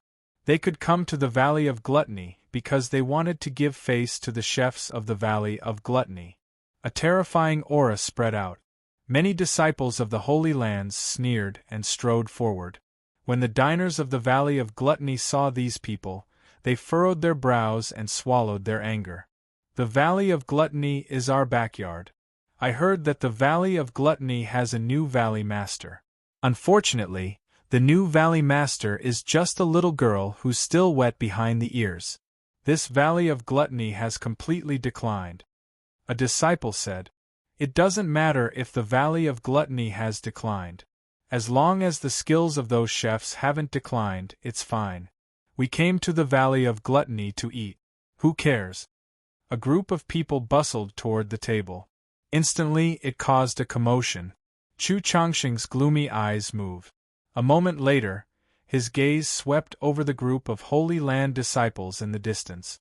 Looking at the group of arrogant Holy Land disciples, Chu Chongqing couldn't help but raise the corners of his mouth. Chapter 806. The wind was howling, but it couldn't blow away the bustling scene in front of the Taotai restaurant. Many people couldn't help but feel curious when they saw the long queue that was arranged like a dragon. Chu Chongqing was holding a board. The advertising slogan on the board made him feel so embarrassed. It made him a little sad and even a little sad. In the distance, a group of people was gathering rapidly. They were the disciples of the Holy Land. Many experts of the Valley of Gluttony weren't strangers to them. Since the Holy Lands had a teleportation formation to the Valley of Gluttony, these disciples often came to the Valley of Gluttony to enjoy good food. One of the main sources of income for the Valley of Gluttony was these disciples. After pushing and shoving, many people were angry, but they didn't dare to say anything. Although the Holy Lands had suffered a lot in the Valley of Gluttony, the experts of the Valley of Gluttony had always thought that they shouldn't provoke the Holy Lands people. Thus, they felt aggrieved and helpless facing these arrogant disciples. Many people were pushed away. Their lines were occupied, but they didn't dare to say anything. This scene made the Holy Land's disciples even more arrogant. At first, they were a little afraid, but when they saw the Valley of Gluttony's people didn't change and were still so cowardly, they were happy. His original restraint had also been loosened. The Holy Lands were still the Holy Land. They could still cause trouble without any scruples. The aroma wafted out of the restaurant, lingering in people's noses. It made the Holy Land's disciples' eyes brighten. They couldn't wait to enter the restaurant. They saw Chu Chongqing. Chu Chongqing's handsome face made the eyes of many female disciples brighten. They admired him. When it comes to beautiful things, people will always unconsciously appreciate them. However, the male disciples didn't appreciate the handsome Chu Chongqing as much. Seeing their junior sister or senior sister attracted by a sissy, they were enraged. They had spent a lot of effort to bring their junior sisters to the Valley of Gluttony for a rendezvous. However, they didn't get any girls. Instead, they were attracted by Xiao Bai's face. The loss didn't make up for the gain. "It's just a Xiao Bai's face. Watch your door," said a male disciple coldly, glancing at Chu Chongqing. He couldn't sense Chu Chongqing's cultivation base, but since he was young and his face was pale, he couldn't be strong. If it weren't for the netherworld creatures, the Valley of Gluttony would have been destroyed long ago. Other than the netherworld creatures, the disciples of the Holy Lands wouldn't care about other people or things. Chu Chongqing raised his chin. His bright face seemed to reflect the light. The corners of Chu Chongqing's mouth curved into an evil smile. That smile made the male disciples of the Holy Land shiver and the female disciples blush. Several male disciples entered the restaurant, cursing and swearing. As soon as they entered the restaurant, the bustling atmosphere caused the Holy Land disciples to exclaim in admiration. The fragrance lingering in the air also unconsciously stimulated their taste buds, making them feel as though their cells were trembling. "How fragrant!" the disciples of the Holy Land exclaimed. In the next instant, their eyes shone with a bright light. "Senior brother, look, there's only one person there." A female disciple pointed at a table in the distance and said hurriedly, "Over there, a man whose clothes were unbuttoned was gorging himself." His mouth was extremely oily, and a look of excitement slowly appeared on his face. While stuffing the fragrant food into his mouth, he drank wine from a bamboo flask. His appearance was really natural and unrestrained. Many people's appetites were whetted. All the other seats were filled with people. Only that seat was occupied by a single person. The eyes of the Holy Land disciples slightly brightened, and they walked to that table. "Sir, can you give us a seat?" A disciple took out the long sword on his back, raised his hand, and pointed at the table. Wenren Shang raised his head in a daze. There were still some egg-fried rice grains on his face, and the fragrance spread out. Together with his dazed expression, he looked somewhat cute. "Why should I give you a seat? Can't you see that I'm eating?" Wenren Shang said playfully as he gulped down several mouthfuls of wine. He recognized those Holy Land disciples at a glance. He didn't think that Owner Bu's restaurant would attract them so quickly. Hence, he was a little playful. As someone who used to run a restaurant, he knew how hard it was to serve these Holy Land disciples. In the restaurant, Ouyang Chunfeng and the others' faces slightly darkened, and they looked extremely cold. Let's see how Owner Bu will deal with them. These Holy Land disciples are really a headache. Boom. If I tell you to get lost, you should get lost. Why do you have so much nonsense to say? A Holy Land disciple with a rough appearance slammed his palm on the table, roaring angrily. Wenren Shang took a sip from the bamboo flask and placed it on the table. The flask was shaken by this slap, and it fell on the table, spilling the wine. Wenren Shang's eyes instantly became cold. "You can hit me, but you can't knock over my wine." The restaurant suddenly became silent. Many people's gazes turned and landed on the location where the Holy Land's disciple was. Many people held their breaths, feeling a little headache for these Holy Land disciples. "You serve the dishes." A faint voice rang out from the kitchen. Then, a dish was placed on the kitchen window. You indifferently floated over. She picked up the dish and continued to place it in front of the person who ordered it. That person hurried to thank her with a smile. The restaurant's atmosphere was restored in an instant, and it became bustling with activity once again. After that Holy Land disciple looked around and saw people's reaction, he sneered. Indeed, those weak chickens from the Valley of Gluttony didn't dare to resist. Boom! Seeing that Wenren Shang didn't move, that Holy Land disciple was enraged. His aura burst out and he slammed the table one more time. The table shook again from the slap. That Holy Land expert's aura burst out, and a soul ladder appeared above his head. He was in existence at the divine soul realm. With this cultivation base, he could be considered a peak existence among the Holy Land disciples. It was also the reason why these disciples were so confident. He slammed the table one more time. The entire restaurant became silent once more. Those Holy Land disciples were used to being domineering. Although they had been forbidden to stay in the Holy Land for a long time, as soon as they came out, they were like wild horses that had escaped their reins. However, this place wasn't their grassland. The sound of cooking stopped in the kitchen. Everyone held their breath. In the next moment, the sound of faint footsteps resounded. Everyone couldn't help but look over at the kitchen. In the darkness, a slender and thin figure slowly walked out. Finally, it completely revealed itself and leaned against the door. Bufang indifferently looked at those Holy Land disciples. The Holy Land disciples couldn't help but look at Bufang. "You're the owner of this restaurant, right?" "I'm a disciple of the Heavens Pivot Holy Land's Spirit Sword Hall. Hurry and give us a seat. We want to taste your cooking. We're from the Heavens Pivot Holy Land." "It's your honor to eat here," said the rough disciple. The other Holy Land disciples seemed to feel the strange atmosphere. They pulled the rough disciple's clothes, trying to make him stay low-key. However, it didn't seem to work. That rough disciple was a little too confident in the Holy Land. Bufang indifferently glanced at this group of people, then gently sighed. Were they the disciples of the Holy Land? Why were they all fools? "Chu Chongqing, you don't need to hold the signboard. Strip them and throw them out. This restaurant doesn't allow people to cause trouble," Bufang said indifferently. Then, he turned around and walked into the kitchen. In the kitchen, Xiao Bai's eyes shot out light.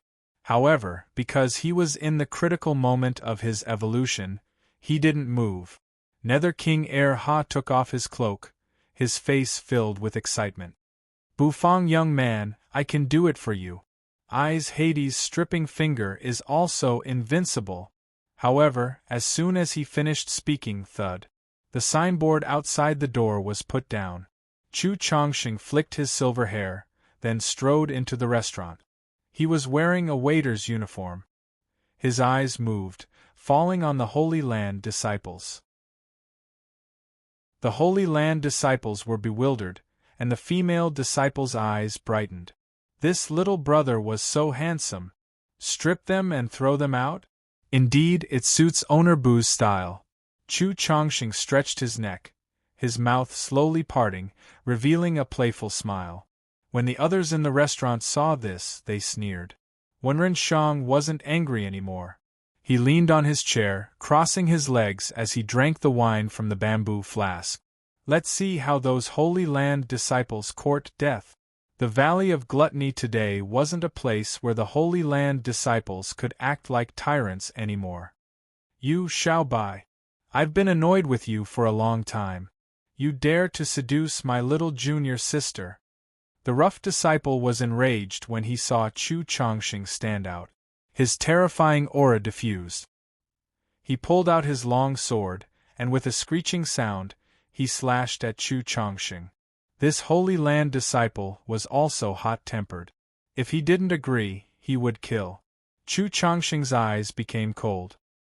He clasped his hands, slowly raising his wrist. Then, under the frightened Holy Land disciple's gaze, he extended two jade-white fingers, grabbing the long sword. The long sword buzzed, but it couldn't move an inch. This, many Holy Land disciples took in a breath of cold air. They didn't expect that Xiao Bai's face, which didn't reveal anything, could be so strong. He dared to block the Sword of the Heavens Pivot Holy Land's Spirit Sword Hall's disciple with just 2 fingers? I used my ability to seduce her. Why do you blame me? Chu Chongqing said faintly. A charming smile hung on his handsome face as he scanned the female disciples. Those female disciples instantly felt as if a small hammer was pounding their hearts. Crack! Chu Chongqing's fingers tightened, and the long sword was crushed. The rough Holy Land disciple felt a chill in his heart. Swish! Swish! Chu Chongqing raised his hand, and half of that disciple's clothes were torn. Chu Chongqing was a little embarrassed. He didn't think that he wouldn't be able to strip that fellow's clothes. He wasn't used to it, and he wasn't good at stripping people's clothes. But since he wasn't good at it, he just needed to practice more. Swish! A clear sound echoed. This time, the torn clothes scattered everywhere. A figure was elegantly stripped. With a frightened face, he covered his body and flew out of the Taotai restaurant. Then, he fell outside with his mouth full of mud. The people in the queue screamed in fear. The Holy Land disciples' hearts tightened. However, they only saw a figure flash by. A moment later, they all flew up. Their clothes were stripped and the cold wind blew. "Me too! Me too!" A female disciple's eyes brightened. Her face was red as she clenched her fists and jumped. Chu Chongqing was bewildered. A moment later, he didn't show any mercy. He directly stripped her clothes. With a tearing sound, the female disciple spun 360 degrees and fell to the ground with a dazed look in her eyes. Only her underwear were left. Everyone felt a little speechless, clapping his hands. Chu Chongqing finally felt much better. He leaned against the restaurant's door, looking at the Holy Land disciples struggling to get up from the ground. The corners of his mouth rose as he said, "I'm Chu Chongqing, a waiter of the Taotai restaurant. You can call me Clothes Stripping Chu."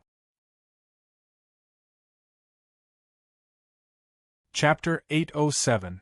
Pieces of clothes fluttered in the air and fell to the ground. Suppressed laughter resounded in the surroundings as everyone couldn't help revealing a smile on their faces when they saw the disciples of the Holy Lands being stripped naked. That smile had a deep meaning. Chu Chongqing leaned against the door. His waiter's robe puffed up, which made him look a little funny. The Holy Land disciples crawled up from the ground. Their eyes were red. They had never been humiliated like this. Their clothes were stripped off. That feeling of nakedness made them feel ashamed. This sense of shame turned into anger that surged in his heart, almost gushing out. Anger. The rough disciple flipped over, standing up from the ground. He glared at Chu Chongqing, his lips shivering. His lungs were about to explode. Were the people of the Valley of Gluttony so arrogant? He was from the Heaven's Pivot Holy Land. Previously, when he came here, the people in that shop didn't treat them with respect. This damn guy. You're courting death. You're looking down on our Heaven's Pivot Holy Land. The rough man wasn't stupid. He suppressed his voice and said. He dared to talk big, but he didn't dare to confront Chu Chongqing. This Xiao Bai's face. No, this clothes-stripping pervert didn't seem to have any power. However, his cultivation base was definitely much higher than his. He was an unfathomable existence. He couldn't defeat him, but he had only stripped his clothes. It seemed he was afraid of the Heaven's Pivot Holy Land. If he was afraid, then he had something to rely on. Thus, the rough man glared at Chu Chongqing, speaking coldly. He wanted to scare him. The other disciples of the Holy Land crawled up from the ground, and every one of them had a horrified look on their faces. From a distance, the disciples of the other Holy Lands gathered. They couldn't help but sneer when they saw the naked group. Their sneers made the Heaven's Pivot Holy Land's disciples even angrier. "Oh, do you think that I, clothes-stripping Chu, don't dare to kill you?" Chu Chongqing said indifferently. "I told you, my name is Chu Chongqing." The playful expression on Chu Chongqing's face disappeared. He looked at the Holy Land disciples indifferently. The rugged Holy Land disciple's face suddenly changed. In the next moment, he seemed to have thought of something, and his entire body began to tremble. You are Chu Chongqing? The former great elder of the Valley of Gluttony?" The Holy Land disciple's lips were trembling. "You, get lost. Unless the sect master of your Holy Land comes, don't act tough in front of me." Chu Chongqing pouted his lips. Chu Chongqing waved his hand. Gulp. The muscles on his arms suddenly swelled, and in the next instant, they became extremely huge. With a wave of his hand, a strong gust of wind blew. The naked disciples of the Holy Land were sent flying backward, their bodies swaying uncontrollably. "Line up properly.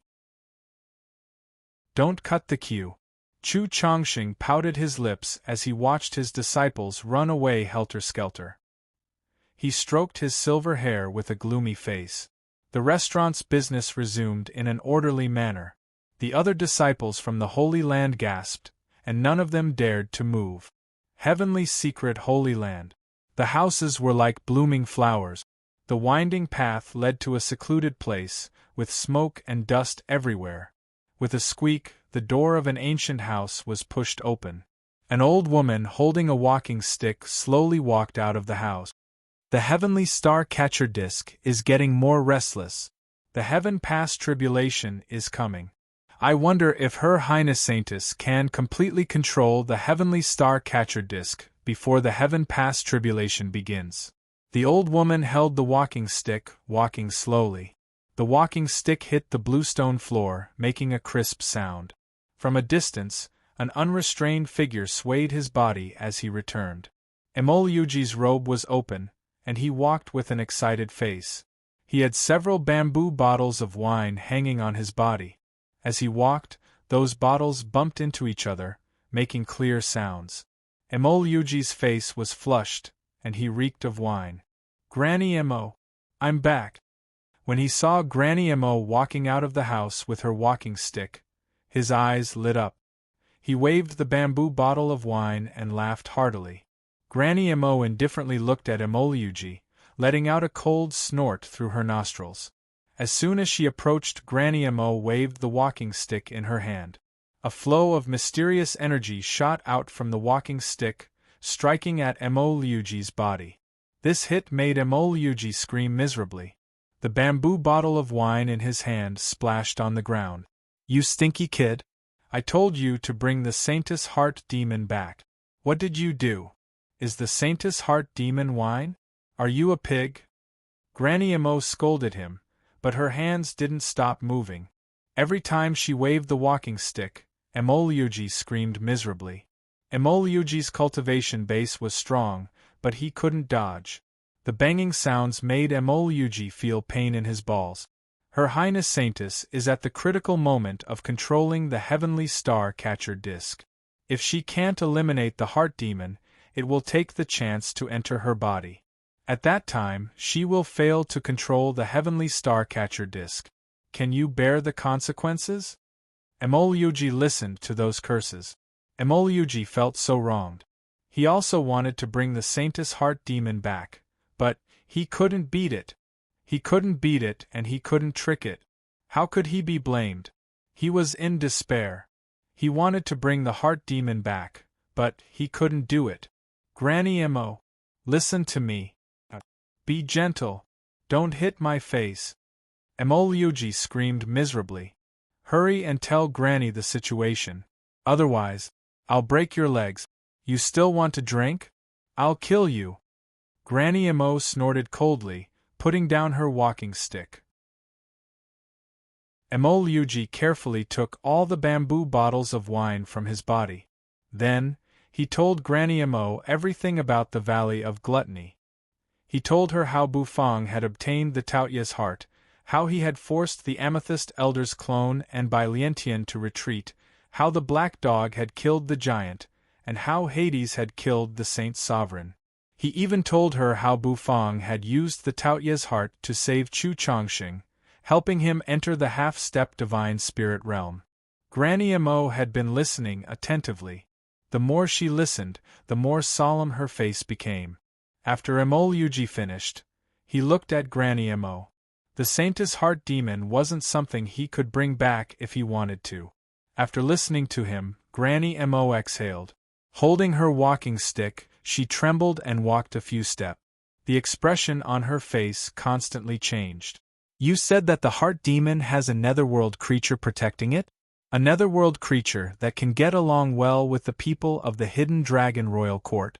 It shouldn't be a creature from the netherworld's ruined prison," Granny Emo muttered with a frown. She seemed to have some understanding of the netherworld. Leaning on her walking stick, she looked at the endless mountains and rivers. The heavenly secret Holy Land was shrouded in a misty rain. As the gentle wind blew, the clouds rolled and scattered. "According to your description, that netherworld creature isn't a great ethereal realm creature. Could it be a heavenly ethereal realm creature?" the old woman muttered. Emol-Yuji's ears twitched.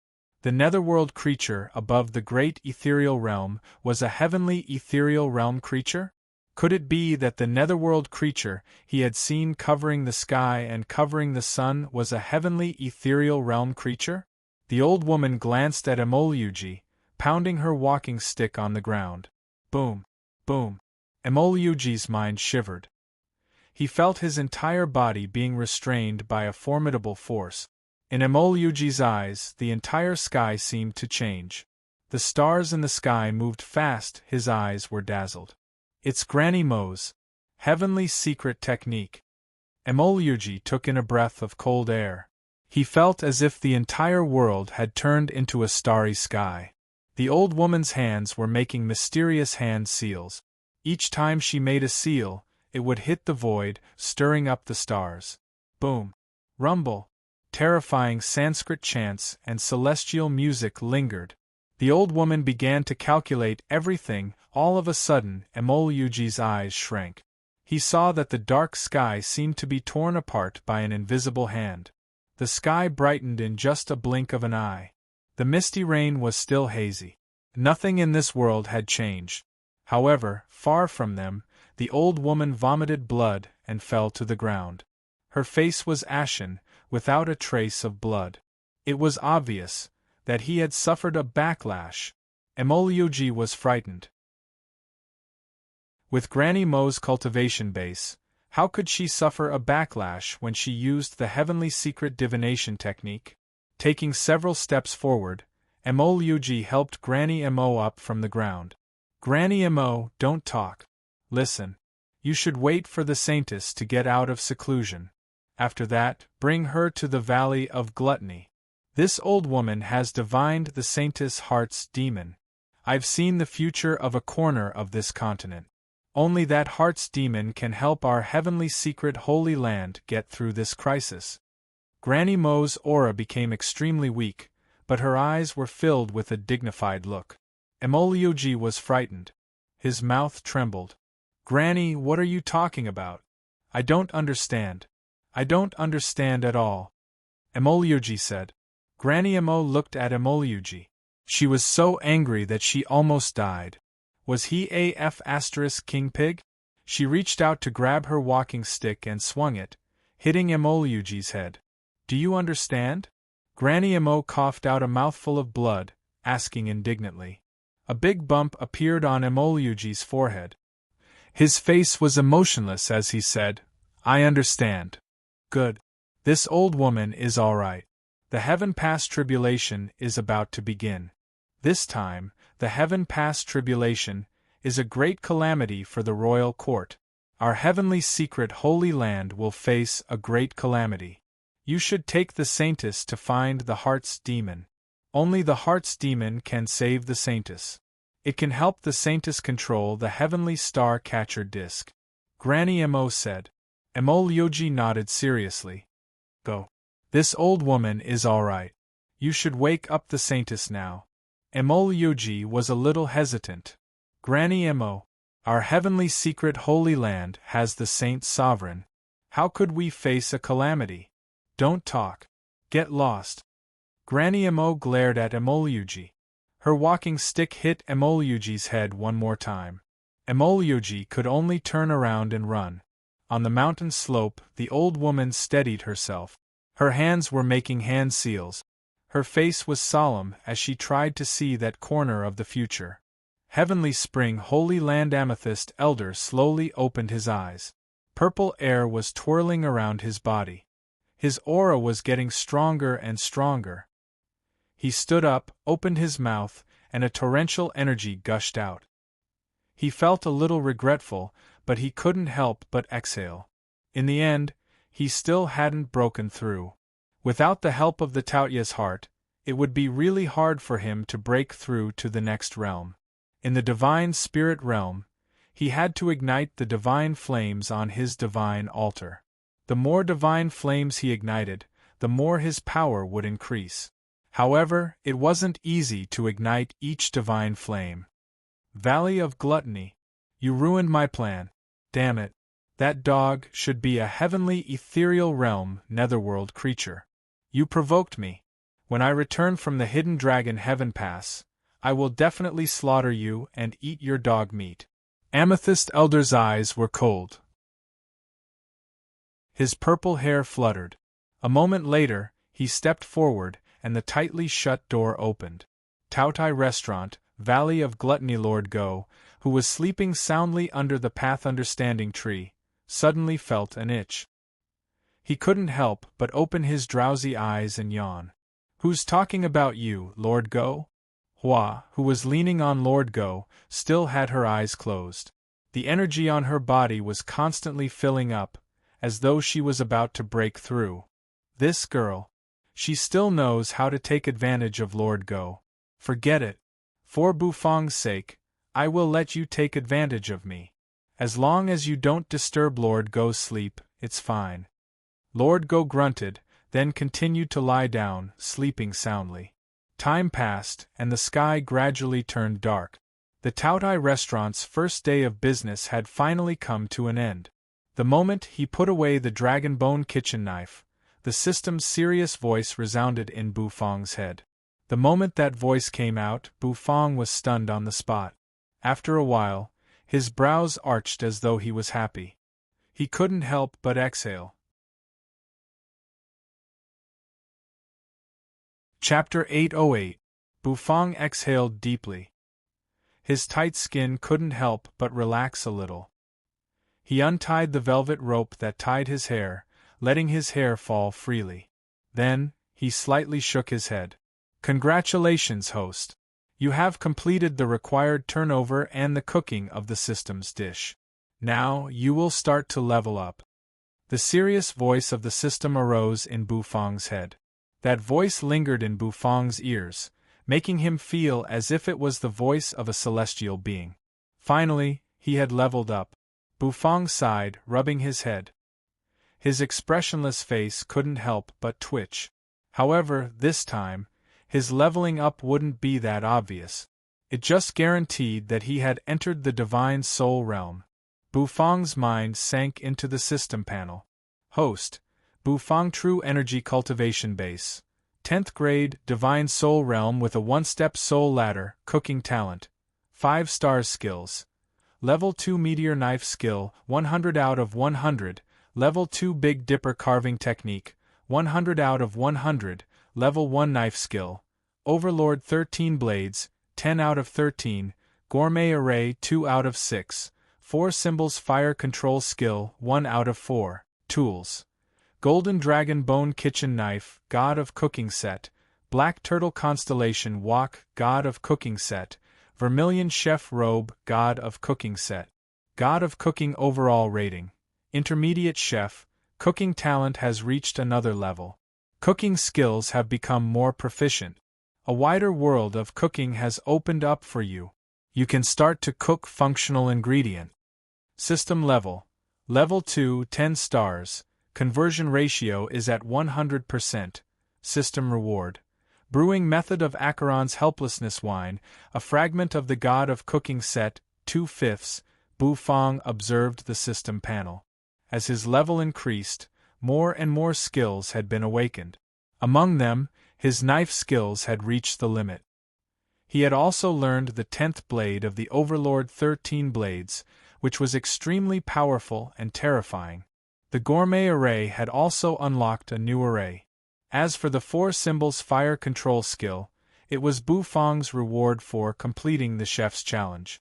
After he had defeated the top 10 chefs of the Tablet of Gluttony, the system had given him a reward. Bufang was very interested in this reward. However, he didn't have the time to delve into it.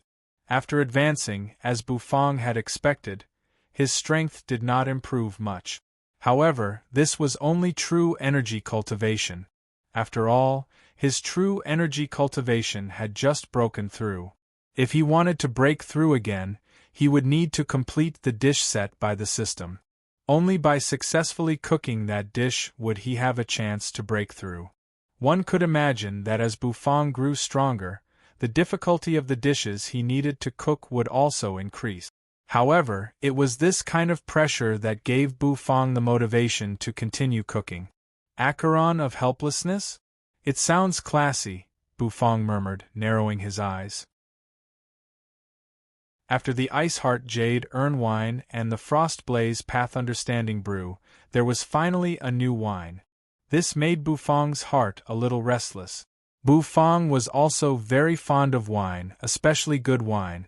However, from the name of the wine, it wasn't that easy to make. Acheron of helplessness. Was it made from Acheron water? Previously, when he was making the Tautya's heart soup, he had exchanged the Acheron grass and the flower of helplessness from the system. Bufang had a feeling that if he wanted to brew the Acheron of helplessness, it would definitely be related to these two ingredients. Exhaling gently, Bufang tried to suppress the excitement and joy in his heart. He continued to check the benefits of this advancement. 4 symbols fire control skill. This sounded very advanced. Was it a technique to control flames? Bufang's mind flickered. Instantly, a large amount of information flowed into his head, filling his body. Bufang closed his eyes, starting to feel the usage of the 4 symbols fire control skill. 4 symbols fire control skill, a technique to control flames. It can strengthen the connection between the host and the heaven and earth obsidian flames. It can be used during the cooking process, allowing the host to control the heat of the dish to the extreme. The system's voice rang out, explaining the 4 symbols fire control skill to Bufang. According to the system, it seemed that Bufang needed some time to master the 4 symbols fire control skill. Bufang opened his mouth. Instantly, a red heaven and earth obsidian flame flew out, dancing on his finger. The flame burned fiercely and the air seemed to twist. The 10,000 bestial flame and the heaven and earth obsidian flame in the Valley of Gluttony had formed Bufang's heaven and earth obsidian flame. The temperature was high and extremely fierce. However, the 2 different heaven and earth obsidian flames hadn't fused well. 4 symbols fire control skill. Bufang rubbed his chin, looking at the heaven and earth obsidian flame. His eyes squinted and his mental energy moved. His 5 fingers danced, and the flame began to shake. Bufang's spirit sea had expanded, and there was a dazzling golden divine dragon in his spirit sea. It was the dragon bone kitchen knife spirit. A dragon roar reverberated, and Bufang's entire body shook. A moment later, a wave of dragon's might flowed through Bufang's body and seeped into the flame. The heaven and earth obsidian flame spun, and sparks flew everywhere. The golden flame and the red flame fused together, turning into a dark gold flame. It was a brand new heaven and earth obsidian flame. The dragon roar reverberated, and the heaven and earth obsidian flame turned into a spiraling fire dragon. Bufang's finger waved, and the flame fiercely hit the air. The temperature of the air rose, and a creaking sound came from it. Bufang's eyes flashed. His 5 fingers moved quickly, and the fire dragon seemed to come to life. The 4 symbols fire control technique isn't that difficult, Bufang thought to himself. Retrieving the flame, Bufang's body relaxed. The temperature in the kitchen was extremely high. Bufang shook his head, then walked out of the kitchen, entering the restaurant. The restaurant was closed for the day, and the customers had all left. Chu Chongqing slouched on the chair, looking as if he didn't want to live anymore. He felt that being a waiter was much more tiring than managing the Valley of Gluttony and handling the Valley of Gluttony's documents. He always felt that Bufang had dragged him into a pit. With such a huge sacrifice from Chu Chongqing, the business flow for the day naturally exceeded 1,000. Bufang also received an additional reward from the system. It wasn't a special reward. He just got a chance to pick an ingredient which had to be under the divine soul realm. Bufang pulled a chair, curling up next to Chu Chongqing. Chu Chongqing lazily glanced at Bufang. The corners of Bufang's mouth rose, gently exhaling. "Not bad. You have a bright future. Young man, the boss thinks highly of you," Bufang said. Chu Chongqing's face darkened. The hidden dragon royal court had 7 lands of the great sage, which were Dubhe, mysterious heavenly, heavenly spring, ancient jade, Mizar, and Alcade. Each of the 7 lands of the great sage had many experts. These holy lands were the protectors of the hidden dragon continent. Because of them, the continent could resist the invasions of the forces in the endless sea and the netherworld creatures. Each holy land had a holy saint and a saint sovereign. There was no doubt that a sacred lord's strength had reached the divine spirit realm. They were even stronger than sacred experts, but normally, sacred lords would break through their cultivation in silence. This was because they knew how heavy the mission they shouldered was. Thus, the person in charge of each holy land was the holy saint of each holy land. The holy saint of the ancient Jade Holy Land sat cross-legged in the main hall. Countless beams of light shot up into the sky, twirling around him. He lifted his head, his eyes wide open. They looked like stars twinkling in the sky. The holy saint stood up, but his face didn't look good. Buzz, a wave of energy came. The holy saint frowned. He raised his hand, gathering energy. A sound-transmitting jade talisman was conjured in his hand. He brought the talisman to his ear, and the news he heard made his face turn heavy. The heaven past tribulation is about to start? The holy saint's eyes became solemn. The heaven past tribulation isn't a small matter. I don't know when I can come back from the hidden dragon heaven pass. Anyway, before that, I need to go to the Valley of Gluttony, the place that killed 2 of my clones. The holy saint stood up, clasping his hands. Countless formations hovered around him, his hair fluttering in the wind. Faint footsteps echoed. A moment later, he walked out of the main hall. Heavenly secret holy land Emoluji ran, arriving in front of a house. This seemingly simple and crude house was where the saintess cultivated. The saintess was trying to control the heavenly star-catcher disk in this house. Emoluji bared his chest. He hesitated for a while, but he didn't push the door open. He felt that if he did, it would affect the saintess' deduction and comprehension. Should he push the door or not? Emoluji furrowed his brows. A moment later, he turned around, running toward the old woman. However, after a while, when he reached the old woman's place, Granny Mo had disappeared. He didn't know where she had gone. The news that the Valley of Gluttony had humiliated the Holy Land's disciples was sent to the royal court's Holy Land. Those disciples who were stripped of their clothes returned to the Holy Land in dejection. Everyone's face was filled with righteous indignation. Many of them wanted to go back and take revenge. However, after they learned about Chu Chongqing's achievements, they were speechless.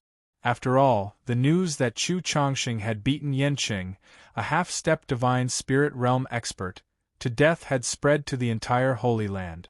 If they didn't have enough power to deal with Chu Chongqing, they would just be courting death. It was late at night. 2 crescent moons hung high in the sky. A figure slowly walked under the moonlight.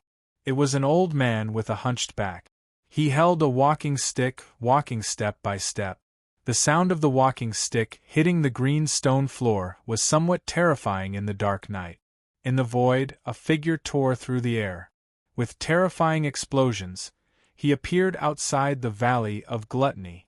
That figure seemed to radiate light, as if he was a god. Countless rays of light shone on him. The figure with the walking stick stood in front of the Valley of Gluttony. Looking at the figure in the sky, he gently coughed, lifting his head. His wrinkled face twitched. Ancient Jade Saint Sovereign, long time no see. Did you come to the Valley of Gluttony to taste good food? Chapter 809. Ancient Jade Saint Sovereign, long time no see. How have you been? The old woman held her walking stick, standing at her spot. She lifted her head, and the layers of wrinkled skin on her face made her look more experienced. In the sky, the ancient Jade Saint Sovereign's entire body was glowing like a god descending to this world. His entire body was surrounded by many dazzling formations. The formations rumbled, bringing with them unparalleled energy fluctuations. Granny Mo, you're old. The ancient Jade Saint Sovereign was as gentle as jade. He looked like a young man. His eyes sparkled as he looked at the old woman, who was looking up at him. A complicated expression appeared in his eyes as he spoke. Time makes people grow old. Hundreds of years have passed. Flowers bloom and wither. Isn't it normal for people to grow old? Granny Mo held her walking stick, talking nonchalantly.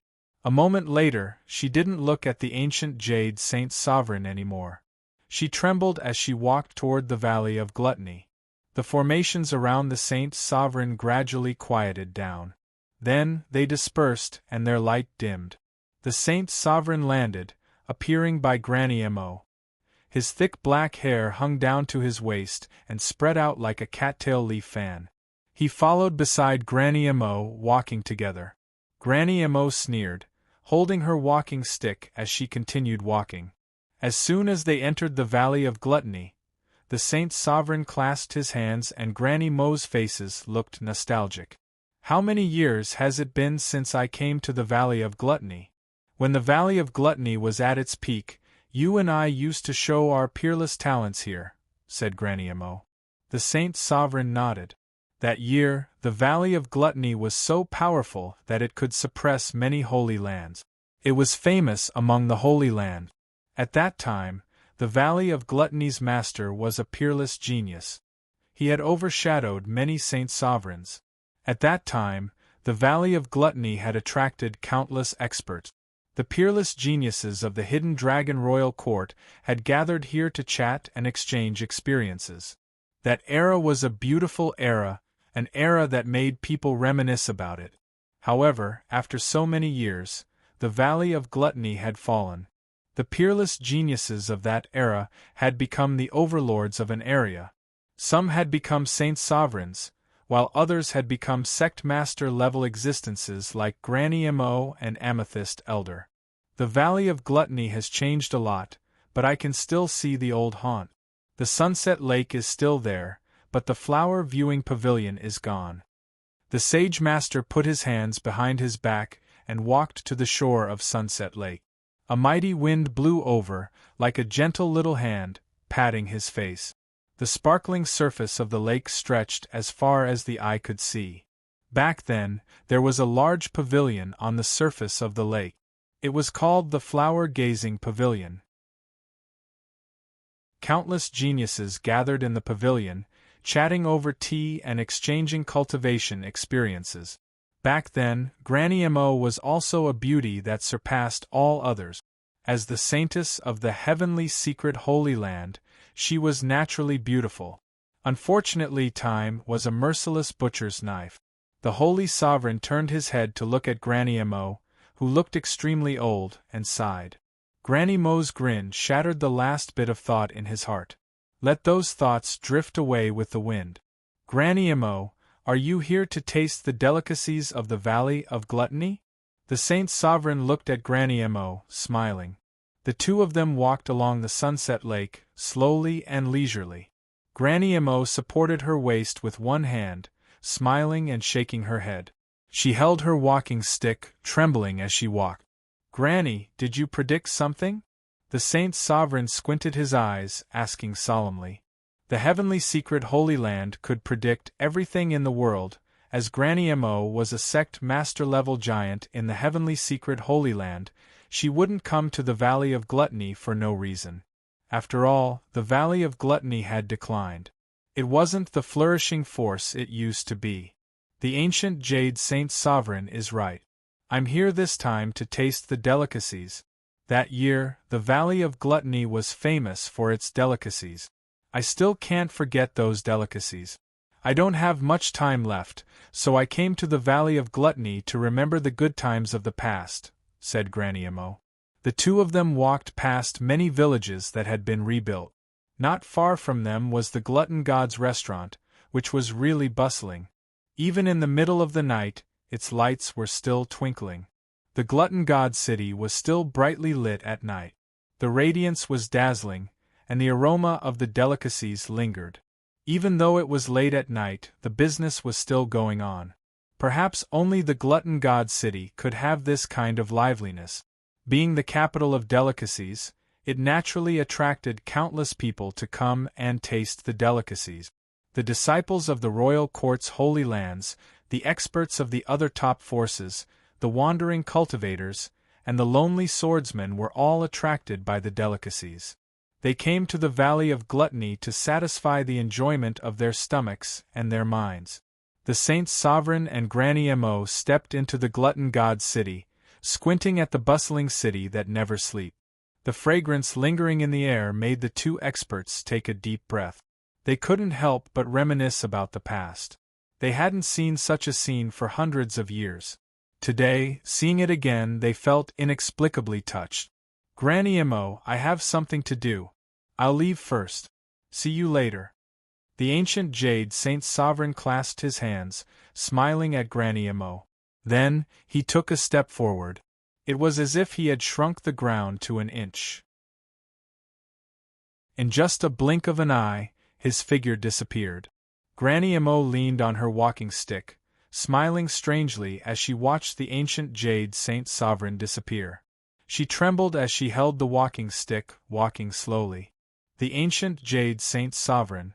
I've calculated with my fingers. If you court death, you will face a great calamity. The Acheron Helplessness wine is a legendary dish. It's made from the second layer of the Netherworld's Acheron River in Earth Prison, the Acheron grass, and the Helplessness flower by the Bridge of Helplessness. Together with the Spring of Life, it's a kind of good wine. It can be used as a dish or as a medicine. The serious voice of the system echoed in Bufang's head, introducing the Acheron Helplessness wine to him. Bufang rubbed his chin, strolling around the restaurant. The Netherworld's Earth Prison? The Netherworld also had a Earth Prison? What kind of place was the Netherworld after all? Bufang was suddenly curious about the Netherworld. However, although he was curious, Bufang was too lazy to explore it. No matter what, the Netherworld was a little far from him. All of a sudden, Bufang was bewildered, slightly frowning. System, if the ingredients to make the Acheron Helplessness wine are so precious, did you provide them? Bufang suddenly had a bad premonition. The system's reward this time was only the brewing method of the Acheron Helplessness wine. However, it didn't mention that it would provide the Acheron grass, the Helplessness flower, or the Spring of Life. This also meant that if Bufang wanted to make the Acheron Helplessness wine, he would need to find these ingredients? To find these ingredients, did he have to go to the Netherworld? The system doesn't provide the ingredients to make the Acheron Helplessness wine. The host needs to find them himself, the system said seriously. Hiss, the corners of Bufang's mouth twitched. He had just said that the Netherworld was too far from him. Now, it seemed that the Netherworld wasn't far from him at all. Bufang rubbed his head, then walked out of the kitchen, entering the restaurant. The Lord Go closed his eyes, lying under the path understanding tree and sleeping soundly. Hua, the seven-colored sky-devouring python, also leaned on the side of the Lord Go. It squinted its eyes, constantly inhaling and exhaling. Between its mouth and nose there was white energy moving. The ice-cold, pitch-black Netherworld ship sat quietly by the side. Far from it, Chu Chongqing's silver hair cascaded down. He was lazily lying on a chair, taking a nap. Bufang thought for a while, then walked to the Netherworld ship. Since he could go to the Netherworld to find the Acheron grass, the Helplessness flower, and the Spring of Life, he had to understand the Netherworld well. If others wanted to understand the Netherworld, it would be difficult. However, in Bufang's restaurant there were two big shots of the Netherworld. Of course he could ask them. Lifting his hand, he knocked on the deck of the ship. Instantly, a lazy groan arose from the Netherworld ship.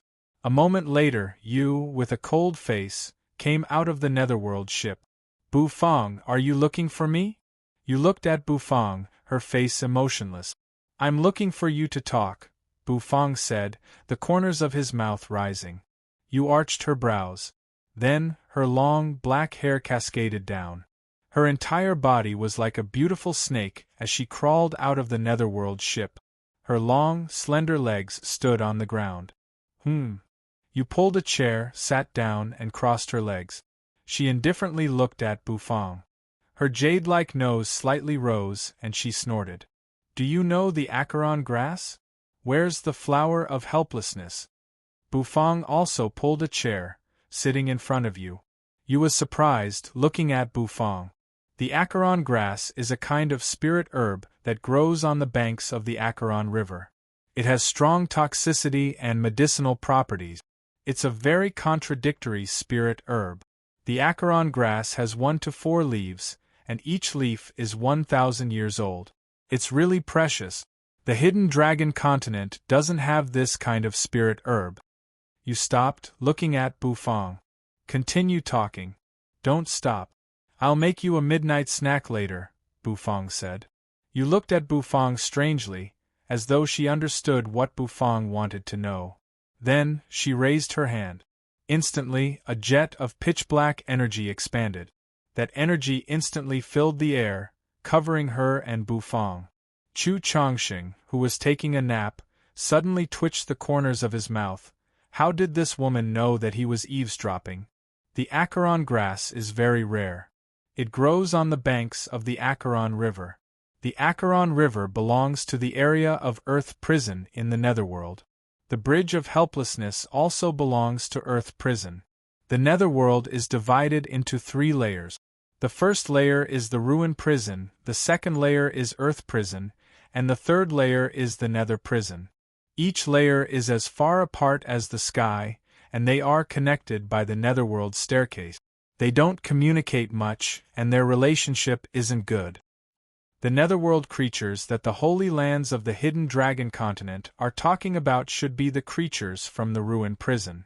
The creatures from the Ruin Prison are incomparably brutal. Killing is their second nature, and they are extremely aggressive. If the experts from the Ruin Prison really break through the bit wall of the Hidden Dragon Continent, it will indeed be a massacre. You said. Bufang was dumbstruck. He didn't know that the Netherworld was so vast and huge. According to Yu's tone, you, Lord Go, and Hades' era could all be Netherworld experts from Earth Prison? What about the Nether Prison? Bufang asked. I can't say. The Nether Prison is the most mysterious place in the Netherworld. I don't know, you said frankly. A moment later, she waved her hand, dispersing the black energy cover. She blinked her big, black eyes, which were like ink, and stared at Bufang. She had said what she needed to say. Now, it was time for Bufang to fulfill his promise. Bufang rubbed his chin, thinking for a long time. Ruin Prison. Earth Prison. Nether Prison, 3 great prisons.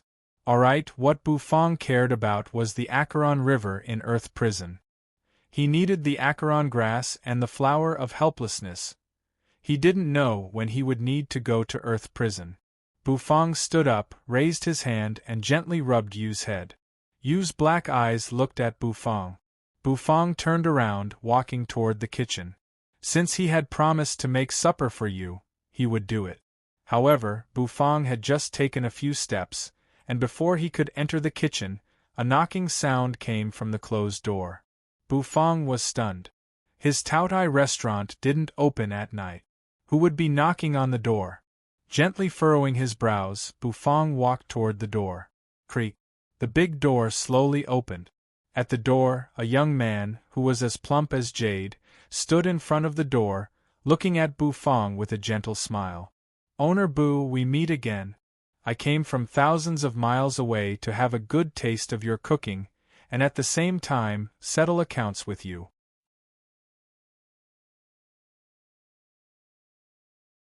Chapter 810. The ancient Jade Saint Sovereign was as plump as jade.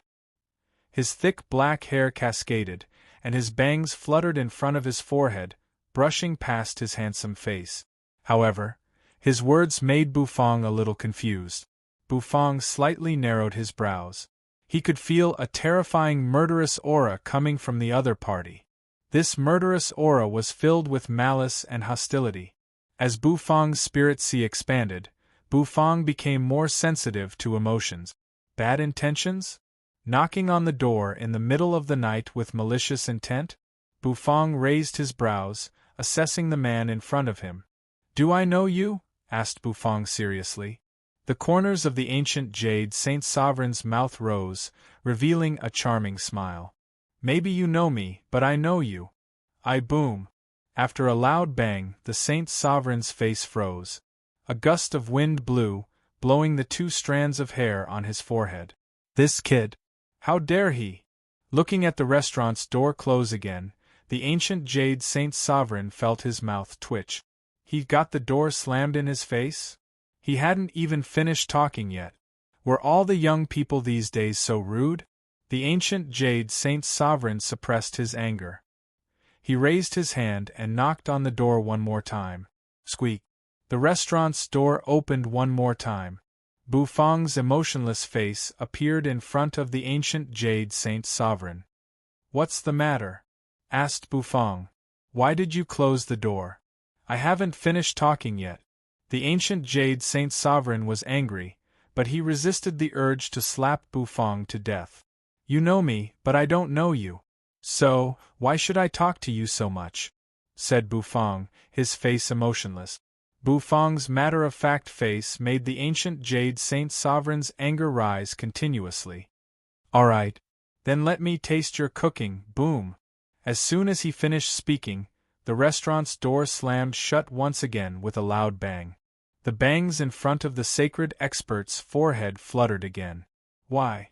The sacred sovereign's eyes were wide open, his nostrils seeming to circulate dragon-like true energy. He had already said that he was here to taste the dishes, so why did he have to close the door?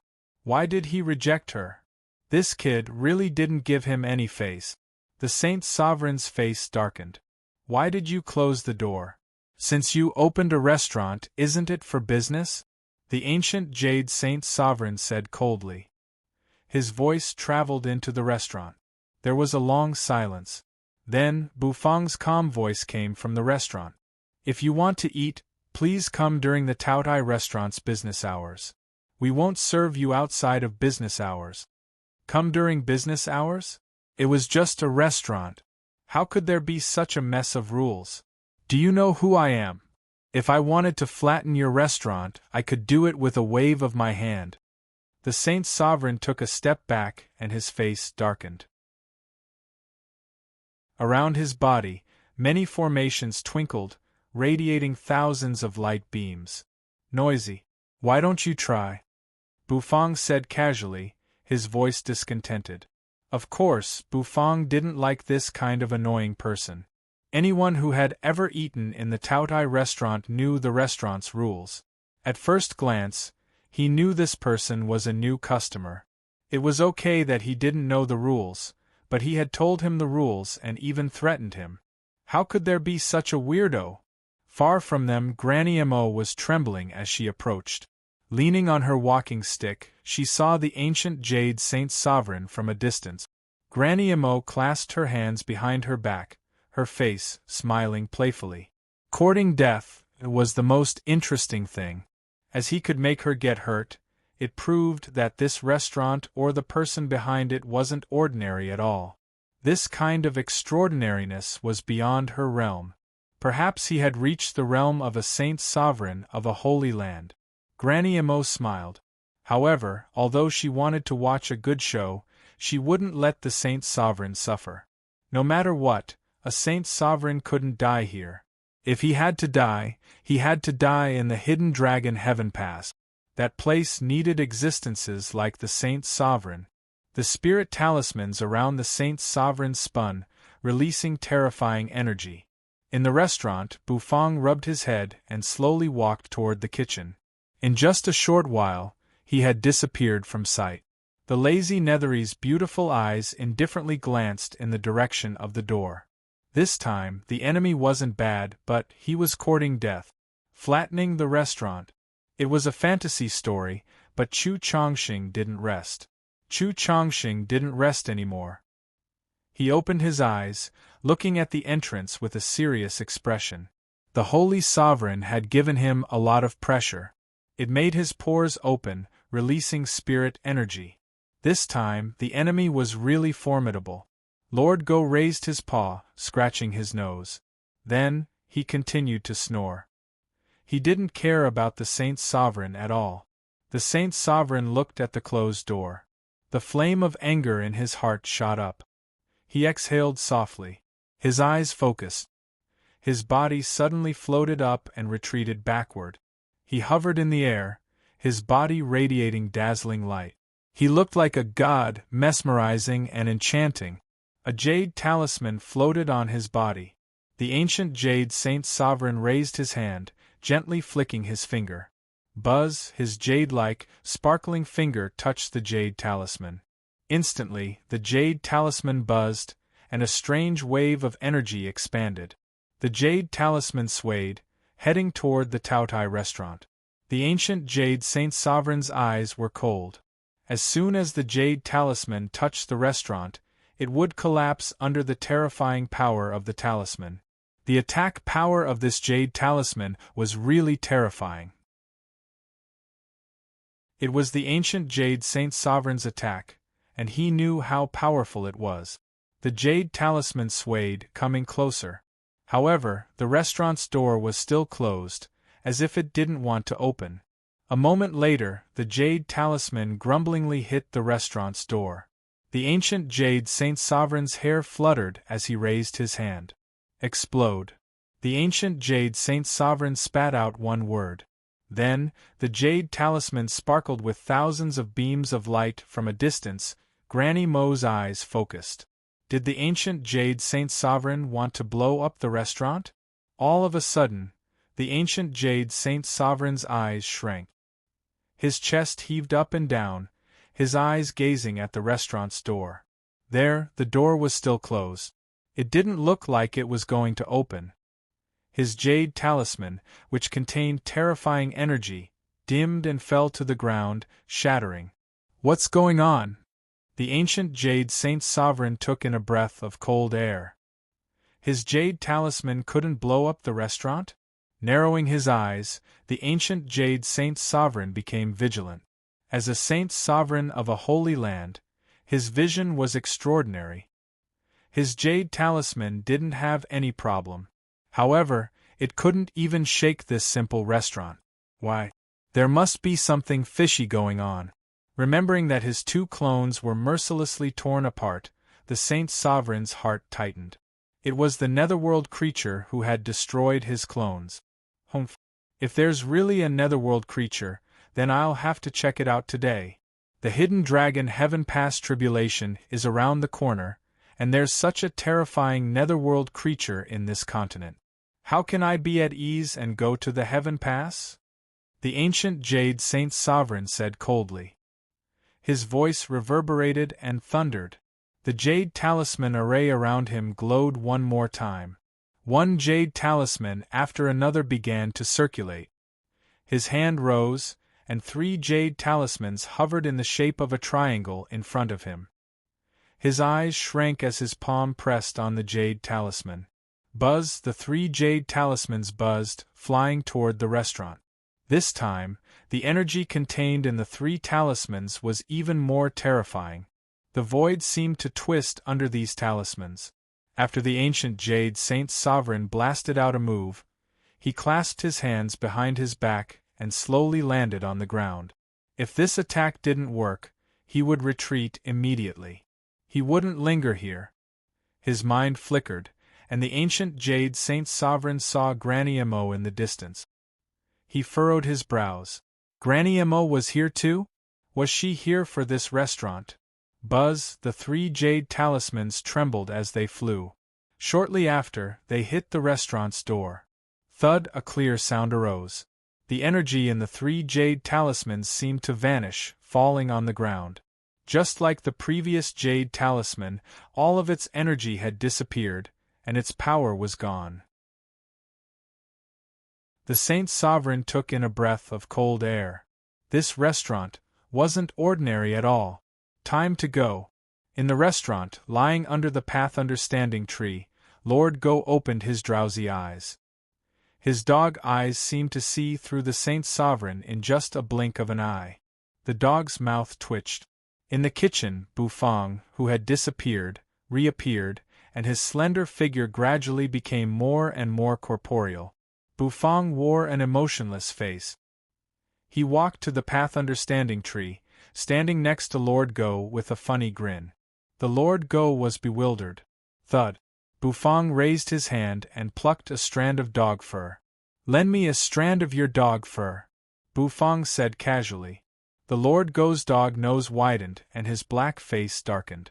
The Lord Go had said that the Lord Go's dog fur didn't come from the wind. A moment later, Bufang raised his hand, flicking his finger. That strand of dog fur fluttered out, swaying as it flew out of the door. There was a loud rumble. The restaurant's door opened. That strand of dog fur flew out, swaying. Then, while it was flying, the dog fur emitted black energy, turning into a fat, pitch-black dog paw. The dog paw roared, aiming at the Saint Sovereign outside the door. You want to run away after showing off? How can you be so happy? Bufang said casually. Outside the door, the ancient jade Saint Sovereign was still shaken. His pores shrank and he was frightened. It wasn't because of anything else, but because the restaurant's door opened all of a sudden, and a fat dog paw was coming at him.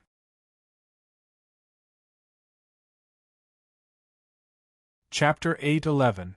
The fact that the ancient jade Saint Sovereign's jade talisman couldn't break the restaurant's door didn't surprise Bufang.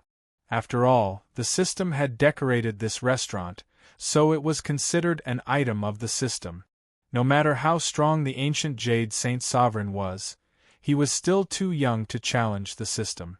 Thus, when the jade talisman approached the restaurant, the terrifying explosive energy inside it disappeared. It was definitely because of the system. Even if it was Hades' era, facing the system's rules, he couldn't do anything, let alone this Saint Sovereign.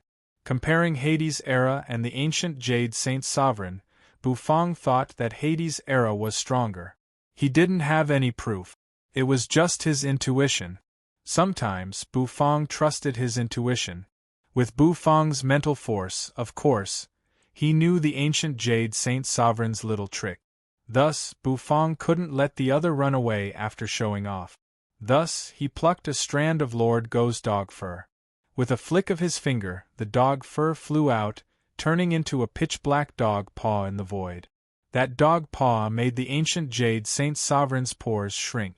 That dog paw was fat and full of energy. The void seemed to twist under this dog paw.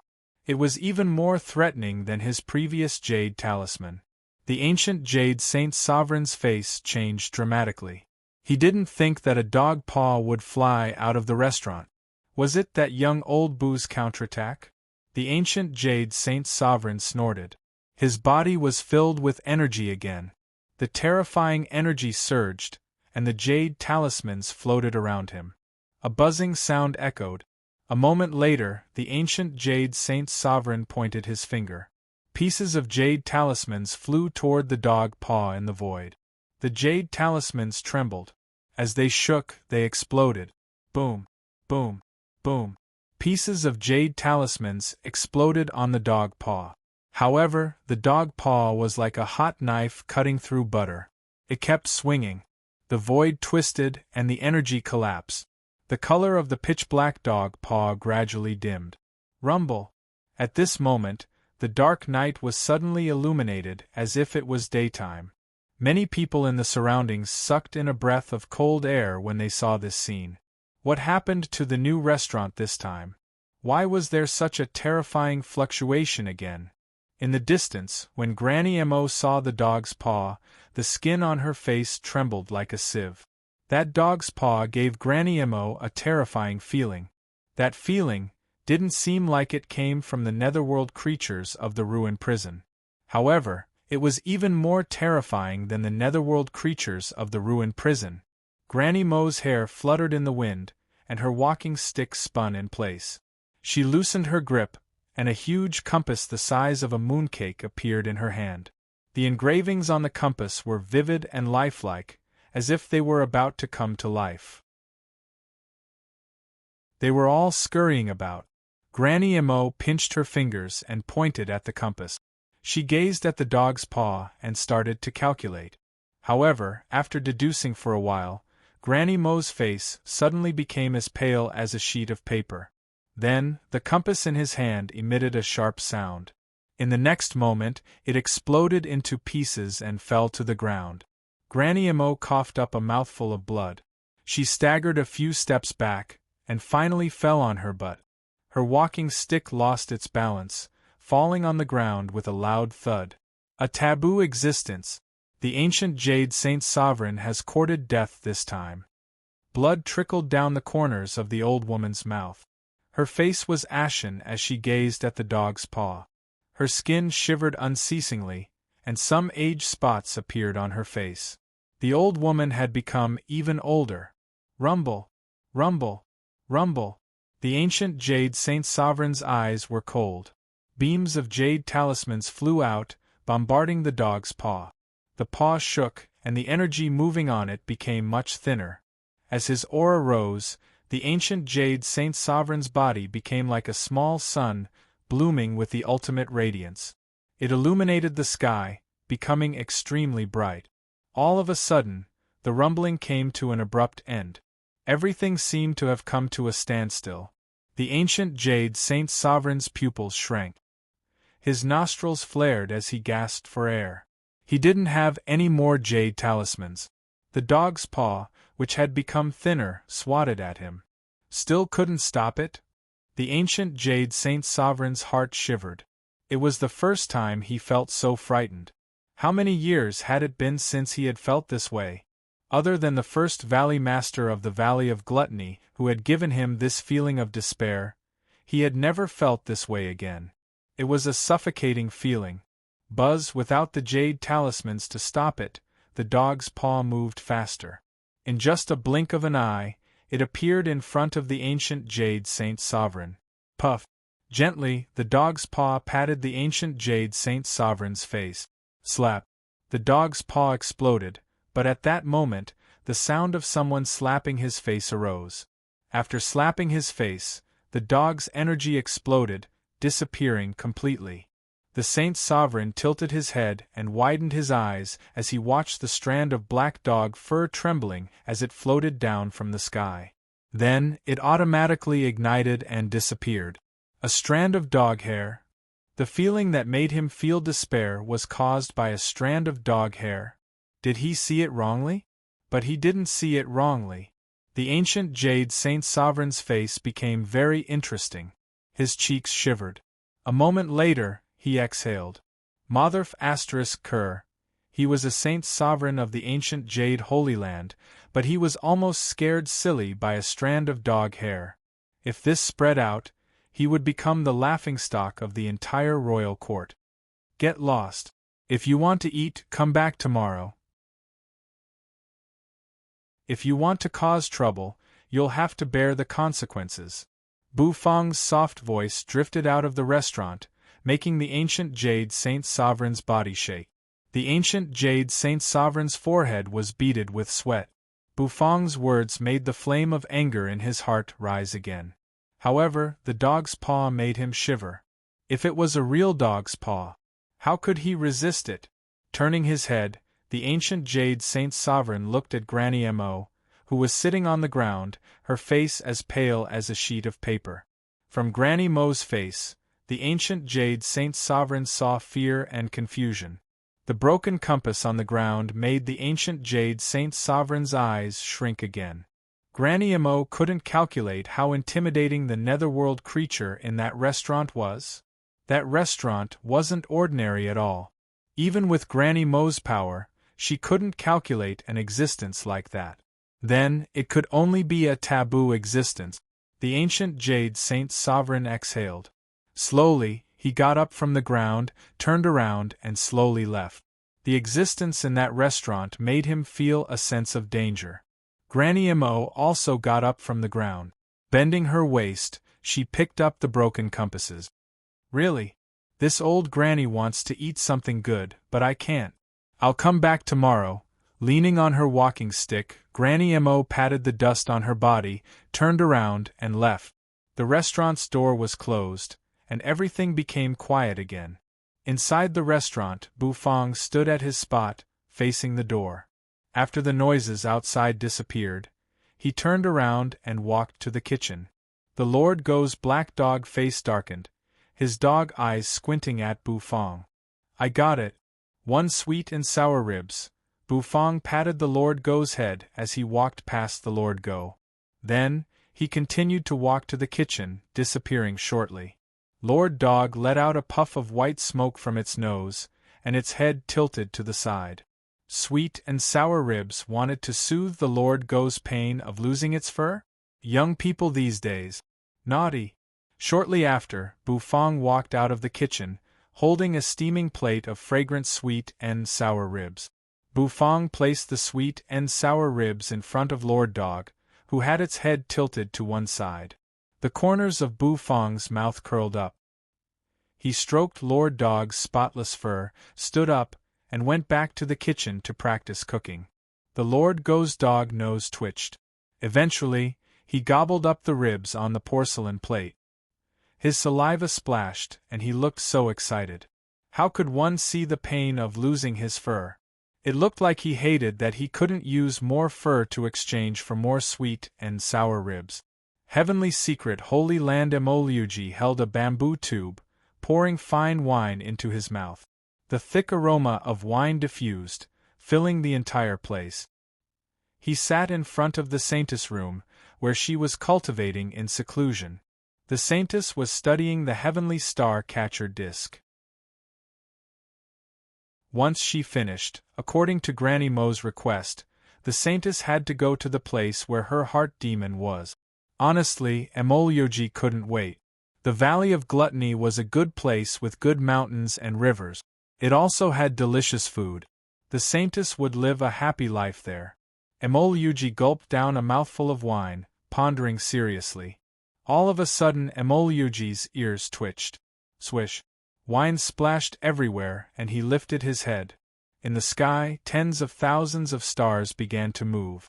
Each of them seemed to want to cut through the starry sky. At this moment, the galaxy spun, surging unceasingly. Emolyoji rolled his eyes. He tore the shirt in front of his chest, using both hands to support his waist. This is worthy of being the Saintess. She has started to fuse with the heavenly star-catcher disc. Emolyoji clicked his tongue in surprise. Beams of light fell from the sky, sprinkling down rapidly. Emolyoji felt as if he had fallen into the Milky Way. Stars were floating in the sky. Swish, the wine in the bamboo tube was shaking rapidly. Emolyoji's eyes became blurry. His mind shivered as if he could see everything. Images flashed unceasingly in his head. The heavenly star-catcher disc was the divine weapon left by the first heavenly secret saint ancestor. If he could fuse with it, he could control the heavenly star-catcher disc to calculate everything. He could calculate everything, and he could even change his fate. Crack, however, the moment Emolyoji felt he was about to transcend, the images shattered. Emolyoji was soaked in cold sweat. He opened his eyes. He was so scared that he almost peed his pants. The bamboo tube on his body exploded, and his entire body was soaked in cold sweat.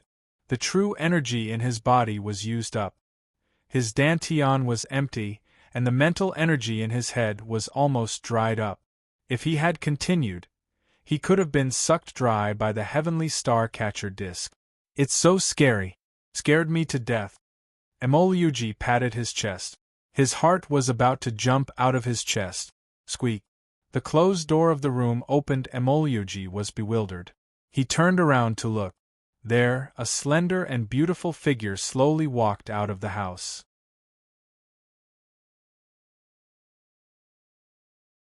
Chapter 8:12. Squeak. A soft, crisp sound arose.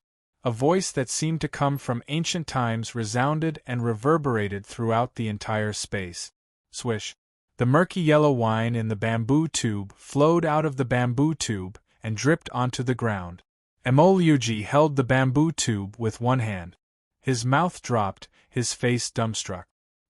He was bewildered, looking at the figure walking leisurely like a banished immortal. Her white dress fluttered in the wind. Her jet-black lush hair hung down to her waist. Following the movement of her body, her hair spread out. Specks of energy drifted in all directions. Emolyoji smacked his lips, hurriedly pouring the bamboo tube in his hand into his mouth. While pouring, he looked at the immortal-like figure. After he finished drinking, He licked his face and walked over to where the Saintess was. "Your Highness, Saintess, you're out of seclusion?" Emoluji squinted, smiling. Looking at the heavenly secret Saintess's intimidating aura, which seemed to be able to pull the stars, Emoluji couldn't help but shiver. This feeling. Did the Saintess finish fusing with the heavenly star-catcher disk? Her white robe fluttered, and wisps of immortal energy seemed to move around her body. The heavenly secret Saintess's eyes indifferently glanced at Emoluji. She recognized him. He was famous in the heavenly secret Holy Land, mainly because he was unrestrained and unrestrained. However, why did he appear in front of her seclusion room? She didn't have any relationship with him, did she? "Why are you here?" the Saintess asked indifferently. Her voice was like the chirping of an oriole in an empty valley, echoing thousands of times. Her soft voice came to Emoluji's ears, making him shiver and grunt. Granny Emo asked me to wait for you here. As soon as you get out of seclusion, I'll take you to your heart. Oh no, to the Valley of Gluttony." Emoluji rolled his eyes. He had almost blurted out something he shouldn't have. He hurried to slap his own mouth, changing the topic. The heavenly secret Saintess was skeptical. Go to the Valley of Gluttony? Why did she want to go there? Didn't Granny Emo not let her go to the Valley of Gluttony? Why did he suddenly change his mind? Emoluji's eyes brightened as he leaned over and asked, "Pardon me for asking, Your Highness the Saintess. Have you successfully controlled the heavenly star-catcher disk?" "No, the heavenly star-catcher disk is too complicated. How could it be controlled so easily?" The heavenly secret Saintess shook her head. "Heavenly star-catcher disk," the heavenly secret Saintess gently sighed. Light flickered in her eyes as if there were countless stars moving around. The next morning, the scorching sun climbed up into the sky and blossomed with resplendent light. Warm sunlight sprinkled down from the sky and covered the entire world. The door of the restaurant opened. Chu Changxing's handsome face emerged from behind the door. His silver hair fluttered in the wind. He shook his head, pulled a chair, and curled up in front of the door. The warm sunlight shone down and sprinkled on his body, making him feel a burst of comfort. Sometimes, Chu Changxing felt that it wasn't bad to be a waiter like this. At least, compared to before, his mood was much better, and he wasn't as tense as before. Bufang slowly walked out of the kitchen, holding steaming hot dishes in his hands. After placing the dishes on the table, Lord Go and Yu began to gorge themselves. As for Hua, the seven-colored sky-devouring python, it could be said that she was living in the restaurant. Besides going back to accompany Xiao Ye at night, she spent most of her time in the restaurant. Outside the restaurant, the flow of people increased. Shortly after, the diners entered the restaurant. Bufang also started his daily business. As a waiter, it was Chu Changxing's first time serving dishes. However, he wasn't the great elder of the Valley of Gluttony anymore. He was the waiter Chu Changxing, so he didn't feel awkward anymore. At least, when he served the dishes, he was calm.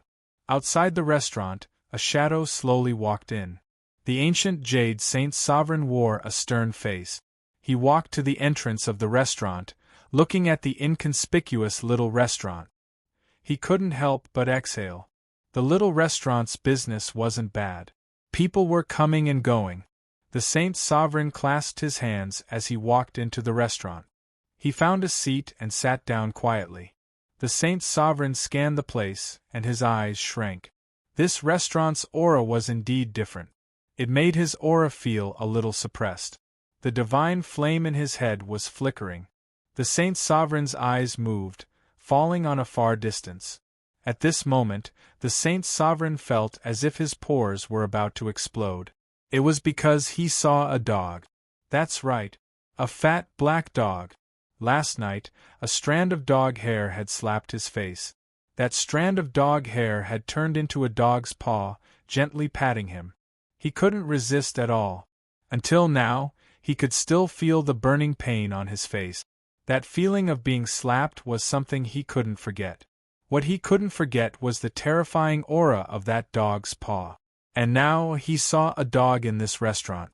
It was a black dog. That dog had fur all over its body, which scared the Saint Sovereign so much that his heart was pounding. Finally, he saw the owner of the dog. However, seeing it made him even more desperate. He couldn't see through King Dog. "Excuse me, what do you want to eat?" "The menu is behind you," Chu Chongqing said nonchalantly as he appeared by the ancient jade Saint Sovereign. The Saint Sovereign lifted his head, looking at Chu Chongqing. With his cultivation base, he could see through Chu Chongqing at first glance. Immediately, he took in a breath of cold air. His eyes shrank. This was an existence at the peak of the divine soul realm. His divine altar had reached the level of a half-step divine soul realm expert.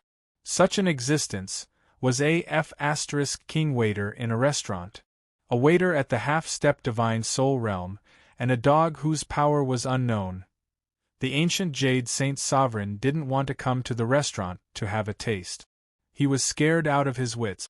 Lord Dog, who was lying under the path understanding tree, seemed to feel the gazes that were constantly sizing him up. He opened his drowsy eyes and slowly looked in the direction of the Saint Sovereign. That lazy gaze caused the Saint Sovereign's entire body to tense up. Thud. The ancient jade Saint Sovereign didn't say anything. He stood up from his seat, turned around and left the restaurant. How could he eat? The black dog that could almost kill him with a single strand of fur was staring at him. He couldn't even hold his chopsticks properly. The stronger he was, the more he could feel how terrifying that black dog was. Chu Chongqing was dumbstruck, looking at the ancient jade Saint Sovereign hurriedly leaving. After the Saint Sovereign left, an old woman walked into the restaurant, swaying. The old woman ordered a few dishes, then sat on a chair and quietly waited. There was a smile on the old man's face as he kept looking around. She saw the path understanding tree and the underworld ship beneath it. She also saw the fat black dog beside the underworld ship. The more she looked, the brighter the smile on the old woman's face became. Good. It's really good. The old woman's smile was like a blossoming flower. The dishes came, steaming hot and fragrant. They were placed in front of the old woman. "Please enjoy your meal," Chu Chongqing said with a warm smile. The old woman looked at Chu Chongqing, her eyes squinting. "The great elder of the Valley of Gluttony is a waiter in a restaurant. Isn't it a little overkill?" asked the old woman. The corners of Chu Chongqing's mouth curled into a smile, and the smile on his handsome face became brighter. "No, being a waiter is good." Then, Chu Chongqing turned around and left. The old woman shook her head. Her trembling hands picked up the spoon, scooping a spoonful of fragrant food into her mouth. "What?" The old woman's nonchalant face changed instantly. She was a little surprised. She smacked the food in her mouth, unable to control herself. Unknowingly, she had scooped up all the food on the porcelain plate. Putting down the porcelain spoon, the old woman exhaled. How many years had it been since she had tasted such delicious food? It was really nostalgic. This delicious food made the old woman feel like she had returned to that year in the flower-gazing pavilion. At that time they had tasted delicious food, discussed cultivation techniques, and shared martial technique. That was really nostalgic. A shadow slowly walked out of the kitchen. Bufang's slender and lanky figure slowly emerged. When the old woman saw Bufang, her eyes squinted, waving at Bufang. "Young man, come here," said the old woman. "Come here." Bufang was bewildered. He turned his head, looking at the old woman suspiciously. However, he still walked over, pulling out a chair and sitting in front of the old woman. Their gazes collided. A majestic warship slowly moved forward, making heavy sounds as it moved through the air. That warship seemed to be made of precious minerals, as it emitted a cold metallic luster. The walls on both sides of the ship had incomparably mysterious formations. On the warship, a flag fluttered in the wind. Two mysterious characters were drawn on the flag. Rising Sunday, without a doubt, this warship belonged to one of the 7 great sage lands of the Hidden Dragon Royal Court, the warship of the Rising Sun Holy Land. The warship slowly moved, heading toward the horizon. It went beyond the clouds, crossing thousands of miles of mountains and rivers. There weren't many warships like this in the Holy Lands. Each Holy Land had around 4 or 5 of them, because they were the necessary weapons to conquer the Hidden Dragon Heaven Pass. Once the formation on the warship was activated, the energy attack was enough to damage the great ethereal realm netherworld creatures. The warship was moving. All of a sudden, the sect master level existence guarding the warship opened his eyes. It was as if a sharp sword had shot out from his eyes, as if it wanted to tear the sky apart. In front of the warship, dark clouds rolled, covering the sky. Mwahaha, mwahaha, a cold laughter that could make people's hair stand on end arose from the dark clouds. The dark clouds were so massive, surging violently inside the warship. In front of the dark clouds, the warship was as small as an ant. As the black cloud pressed down, it seemed to have turned into a huge mouth that swallowed the warship. Boom! A terrifying aura shot out from the warship. A divine altar floated, radiating light everywhere. A blazing divine flame flickered on the divine altar, illuminating the surroundings that were shrouded in black clouds. A majestic, heroic man flashed, clasping his hands as he stood on the deck of the warship. Evil creatures from the netherworld, you dare to kill us on our way to the Heaven Pass? You don't know how to live, the heroic man shouted coldly. However, the cold laughter that made people's hair stand on end still echoed unceasingly. The warship swayed. Boom! Within the black clouds, a huge figure suddenly smashed down, smashing onto the roof of the warship, causing the entire warship to sway. The sect master level expert's eyes shrank. A figure with a pair of black wings on his back emerged, touching the head of the statue on the bow of the ship. A figure with 2 eyes on his forehead slowly floated out of the dark clouds. 3 figures surrounded the warship with evil smiles on their faces. The sect master level existence felt his entire body go cold. The Heaven Pass tribulation hasn't started yet, you. How could you demons cross the Heaven Pass to the Hidden Dragon continent?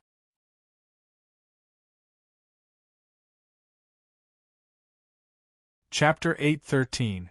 The warship was engulfed by the dark clouds, plunging it into complete darkness. A terrifying aura lingered around. Amidst the dark clouds, a divine altar floated in the air. A divine flame bloomed, swaying resplendently. It broke the darkness and illuminated the warship. The metal warship was rumbling, and the magic formation inside spun rapidly. It wanted to break free from the shackles of the dark clouds and rush out of the darkness. A middle-aged man with a solemn face.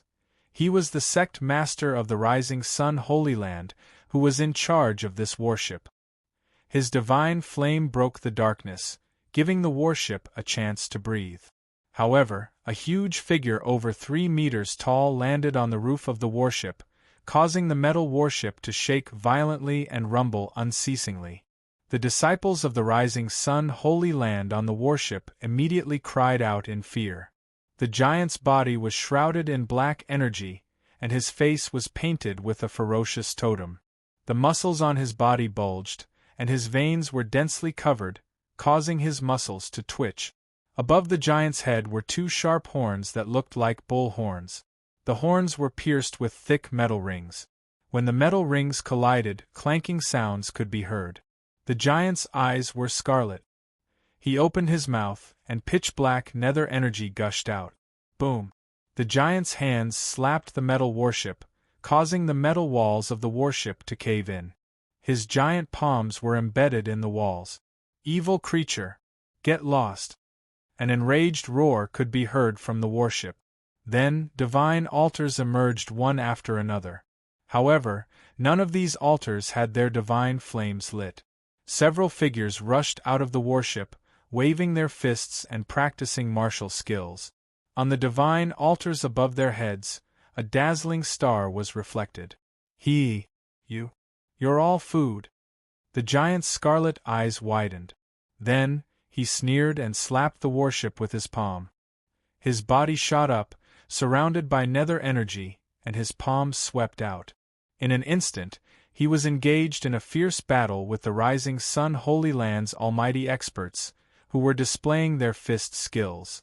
On the other side, the sect master-level existence's eyes had already shrunk.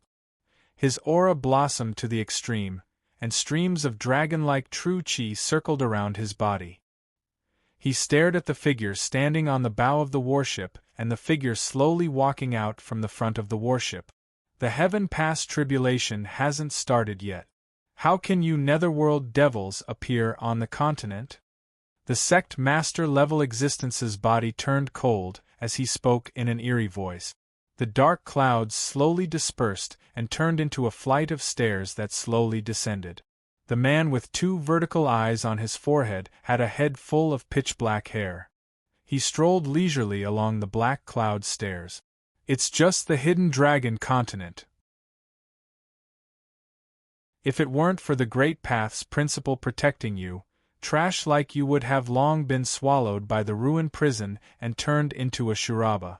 Now that the great Tao is declining, your doomsday has arrived. The man said faintly, his voice was very gentle. Calmly accept your fate as food. Fate, the man with a pair of black wings on his back laughed. His long and narrow tongue extended out of his mouth and licked around his bewitching red lips. He stared at the sect master-level existence fervently. Presumptuous! You're just an evil creature, and you dare to talk nonsense. Today, I, Mizar Yang Jingtian, will kill you all. The reason why the sect master-level existences were called that was because they had reached the peak of the hidden dragon continent. They had ignited the divine flame and reached the divine spirit realm. In the eyes of ordinary people, they were gods. Their abilities were earth-shattering. Gods had their divine altar, and the divine flame was ignited from their spirit. The divine flame was the foundation of God. The so-called divine flame was the spirit flame of an existence at the divine spirit realm. It took a lifetime to condense a spirit flame. There were many half-step gods in the hidden dragon continent, but only a few of them had ignited the divine flame. Thus, every existence at the divine spirit realm who had ignited the divine flame could be called a sect master. His body suddenly rose from the ground. That sect master-level existence's eyes suddenly shot out thousands of beams of light. Behind him, a massive phantom emerged. The phantom turned into a fist, and each punch seemed to be able to shatter the sky. Mizar in 9 suns exploding sky. It was the battle technique of the Mizar Holy Land, the 9 suns exploding sky fist. Each punch could turn into a scorching sun. When 9 scorching suns appeared at the same time, they could crush everything. An ingredient should have the consciousness of an ingredient. Stubborn, it will only make your meat harder to swallow. The man with 2 vertical eyes on his forehead said indifferently. A moment later, a sneer resounded through the air. The man with a pair of wings standing on the bow soared up into the sky. Black feathers fluttered. In just a blink of an eye, he dashed towards that sect master-level existence. After a long time, the dark clouds slowly dispersed. A warship riddled with holes slowly descended from the sky with a creaking sound. Smoke and dust billowed, and the formation was broken. Above the dark clouds, 3 figures stood. That existence was as big as a small mountain. His face was ferocious, and his sharp teeth were biting up and down. Every time he bit, the sound of bones breaking echoed. Emosa, are you full? If you are, we'll move on. There's something important to do. The man with 2 vertical eyes on his forehead looked at the big man, talking nonchalantly. Big brother Moye. Half full. The big man raised his hand, rubbing his sharp horns, grinning. The man with the vertical eyes on his forehead looked a little reluctant at the big man. Then, he turned to the man with the black wings on his back. Emocha, the heaven past tribulation is coming. The high priest has deceived the hidden dragon continent's great paths principle of heaven to let us come here to take the heavenly secret holy land's heavenly star catcher disk.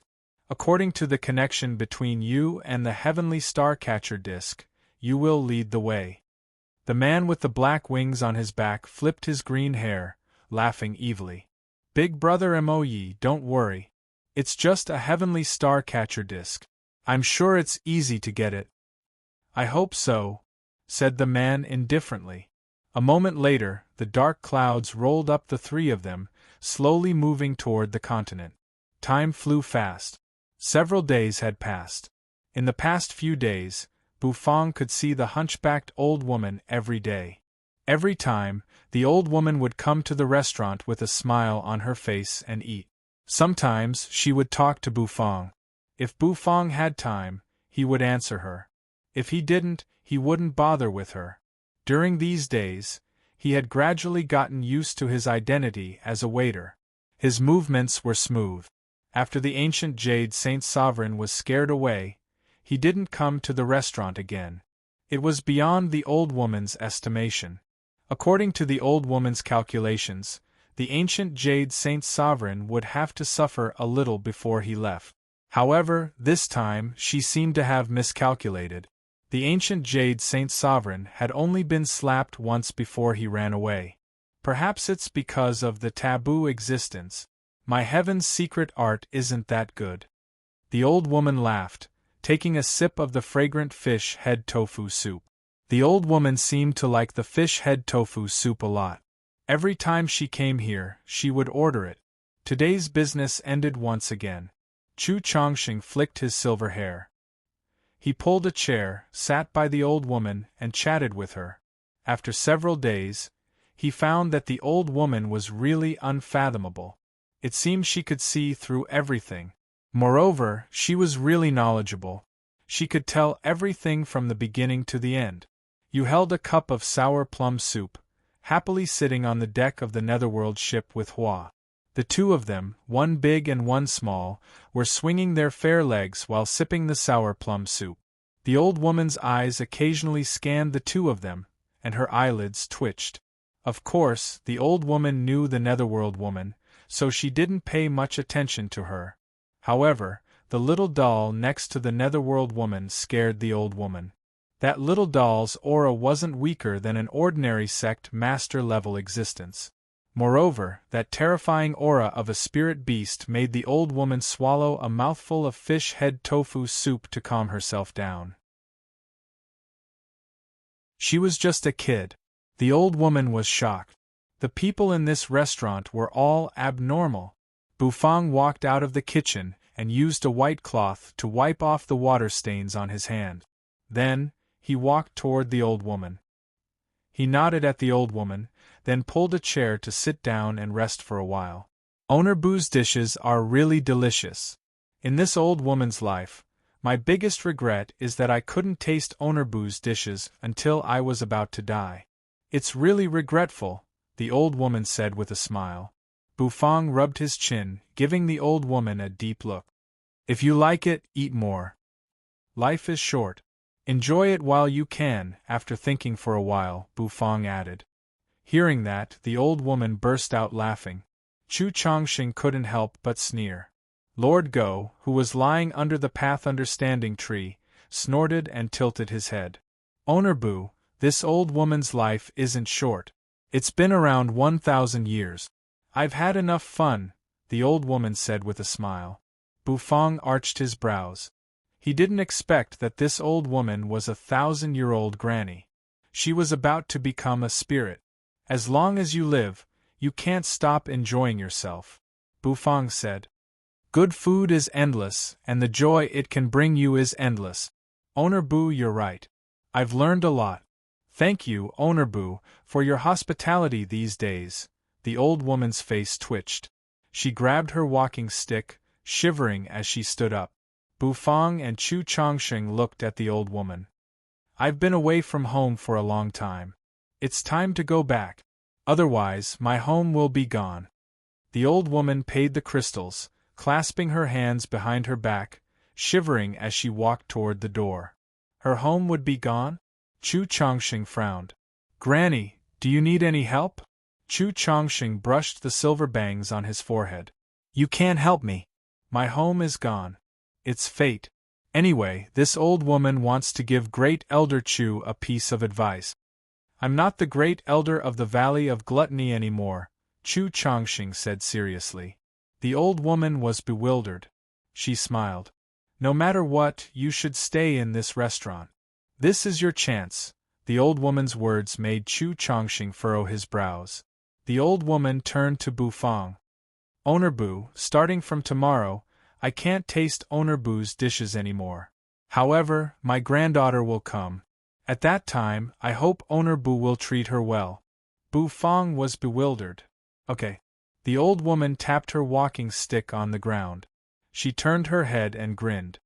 You can't bully her. Bu Fang's face was emotionless. Then, the old woman laughed as she left the Taotai restaurant. Her shadow was pulled by the setting sun, becoming longer and longer. Owner Bu, you can't bully that granny's granddaughter, okay? Chu Chongqing leaned over and said seriously. Bu Fang gave Chu Chongqing a look. Chu Chongqing laughed as he returned to his room.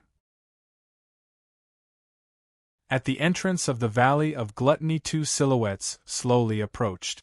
One figure was wrapped in a white gauze, looking like an immortal. The other figure's chest was exposed, continuously pouring wine into his mouth. After drinking, he even smacked his lips. Valley of Gluttony. Emoliuji, you've brought the capable saintess back.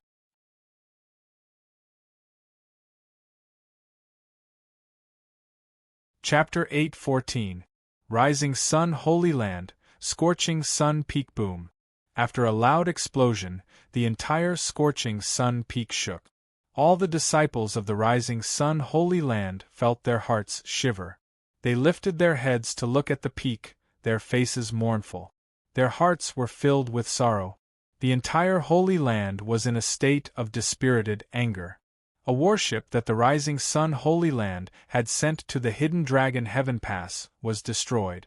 The warship of the Wavering Light Holy Land had found the broken warship of the Rising Sun Holy Land. Immediately, they reported the news to the Rising Sun Holy Land. The entire battleship was riddled with holes and was covered in blood. The sinister claw marks had caused the entire battleship to be torn apart. All the disciples and the sect master-level existences on the warship were gone. Some people saw many broken corpses, which were torn into pieces. Flesh and blood filled the sky. That sect master-level existence, Yang Jingtian, was left with only a head with his eyes wide open. His eyes were filled with unwillingness and rage. His corpse was nowhere to be found. Even his divine soul had been destroyed. Everyone felt a chill in their hearts, but they also felt anger. That was because, from the traces left on the scene, the person who had capsized the warship had used the means of the netherworld creatures. The dense nether energy that remained on the scene caused everyone's body to tremble in anger. When the news was sent to the Rising Sun Holy Land, the entire Holy Land was shrouded in sorrow. It was true that they had died before they could achieve anything. Before the warship could reach the Heaven Pass, it was destroyed by the netherworld creatures. The most important thing was that they didn't even know how they were destroyed. It was a humiliation, an unbearable humiliation. The holy saint of the Rising Sun Holy Land was so sad that he couldn't control himself. He cried every night. Yang Jingtian was the holy saint's brother. Now that his brother had died, how could he not be sad? This news not only made the Rising Sun Holy Land sorrowful, but it also shook the entire Hidden Dragon royal court. Everybody felt a sense of urgency. The Heaven Pass tribulation hadn't arrived yet, but the experts of the netherworld had already entered the continent and started a massacre. Those netherworld creatures saw the people of the continent as their food. One could imagine the fate of those experts who had died. The entire royal court was tense. Kill! An angry roar came from the Rising Sun Holy Land. His murderous aura shot up to the sky. Heavenly Secret Holy Land. Shrouded in thick clouds, this was caused by the environment of the Heavenly Secret Holy Land. It was surrounded by continuous mountain ranges, and on the mountain ranges, there were a few houses that were not very luxurious. With a creaking sound, the door of the house opened, and the disciples of the Heavenly Secret Holy Land walked out. These disciples were all wearing white robes. They were experts in divination and had learned the art of divination. The Heavenly Secret Holy Land's status in the entire royal court's Holy Lands was transcendent because of its mysteriousness and because the Heavenly Secret Holy Lord was the strongest existence among all the Holy Lords. No one dared to provoke the Heavenly Secret Holy Land. A peaceful atmosphere enveloped the entire Heavenly Secret Holy Land. In the misty rain, an old woman tore through space and came out. Her walking stick tapped on the bluestone floor as she walked slowly. The clattering sound lingered in the surroundings. The bluestone path was winding and quiet, and everything seemed so quiet. A gentle breeze blew by, causing the old woman's hair to flutter. The old woman's face became much older. She took a few steps and stood in place.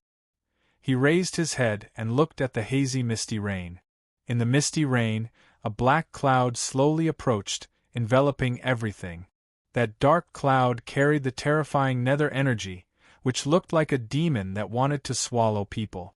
The misty clouds were swallowed by that dark cloud, which brutally tore them apart. The old woman's face darkened. Both of her hands held the walking stick as she faced the dark cloud.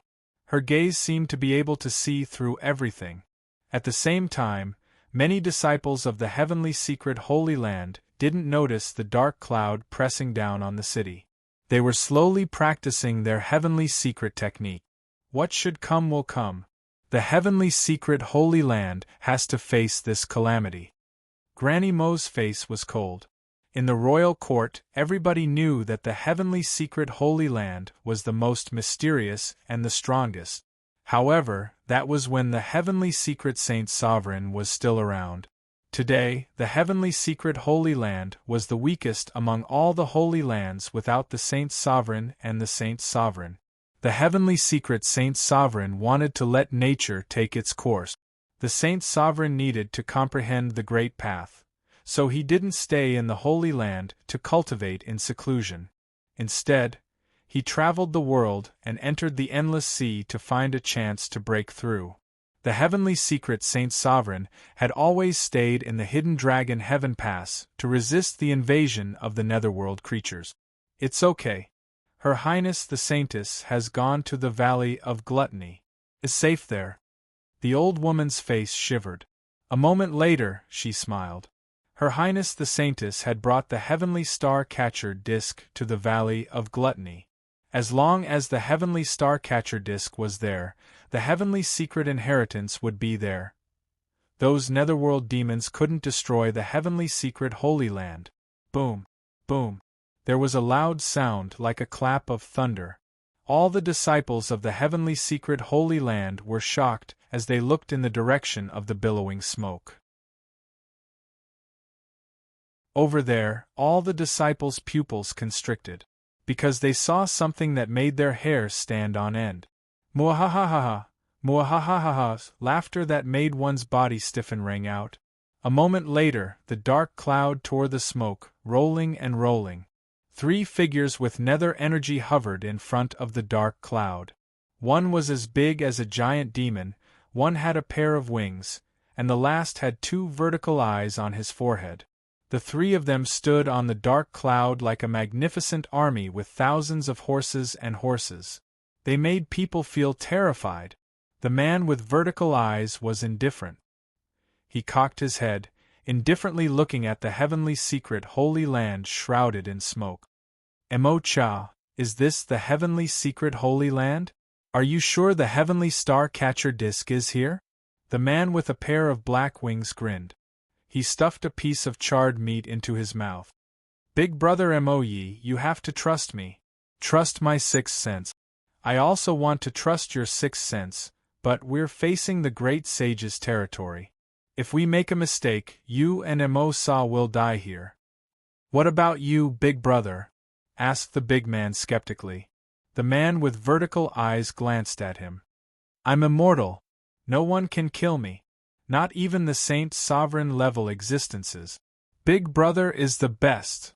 Emosa grinned and punched himself in the chest. All right, since we're sure it's here, let's do it. Finish it fast. Don't attract the 7 great sages' attack. Otherwise, you two won't be able to run away, said Emoyi casually. Okay. Big brother, just wait. This heavenly secret holy land doesn't have a saint's sovereign-level existence. We don't need to be afraid. This time, we can have a good meal. Emocha's wings flapped. A moment later, his black feathers rolled up. His body turned into a black line, dashing down from the dark cloud. As he galloped, his figure underwent a huge change. Emocha's face gradually turned ferocious. His skin turned scarlet, and his chin seemed to turn into a sharp knife. Long horns appeared on his forehead. There was a tearing sound. The air was torn and exploded. Mwahahaha! Food, your Uncle Emocha is here. A black trident emerged in Emocha's hand. He swung the trident, and a terrifying energy grumblingly pounded. A house in the heavenly secret holy land was instantly turned into a pile of rubble by this energy. Screeching reverberated through the 9 heavens. Emocha's face lit up with excitement when he heard the screams. The wings on his back flapped harder. Granny Mo's indifferent eyes looked at Emocha with nether energy everywhere. No doubt, he was a heavenly ethereal realm netherworld creature. The heaven past tribulation was coming. Finally, a heavenly ethereal realm netherworld creature appeared. The heavenly secret holy land's great calamity had finally come. It's been several hundred years. It's time for this broken body to shine. Granny Mo's cane pounded on the ground. A moment later, her aura rocketed. Her terrifying aura swept the entire place. A majestic divine altar floated above the heavenly secret holy land. On the divine altar, 2 divine flames slowly flickered, shining through the darkness. Valley of Gluttony Emoluji and the heavenly secret saintess were strolling. At night, the Valley of Gluttony was bustling and lively as usual. The 2 of them walked on the long street of the Gluttony God City. Emoluji looked nostalgic. Your Highness Saintess, aren't you surprised? The Valley of Gluttony is still so prosperous. Emoluji took the bamboo flask and poured some wine into his mouth. However, he couldn't get a single drop. His face turned bitter. He had finished the bamboo flask he got from Wenren. It seemed like he had to get more. Your Highness Saintess, the Tautai restaurant that Granny Emo mentioned isn't far from here. You should continue walking. I have something to do. After I'm done, I'll find you, said Emoluji. The heavenly secret saintess indifferently glanced at Emoluji. She seemed to see through his thoughts. You can drink this broken wine to your heart's content. Seems like you don't know anything about wine. Emoluji was bewildered. He wasn't happy. What do you mean by lousy wine? This wine is made by Wenren, the head chef of the Valley of Gluttony. If we weren't brothers, that miser wouldn't even give me a drop, said Emoluji. Although Wenren was a little stingy, the wine he made was really delicious. The heavenly secret saintess's eyes had a gleam of disdain. You know the Tautai restaurant, but you don't know that the wine made by Owner Boo is the real wine. That year, when he opened the bottle of wine, the entire city was filled with its fragrance. That was a spectacular scene worthy of being called the real wine. It's been so long. The wine made by Owner Boo has become even more delicious.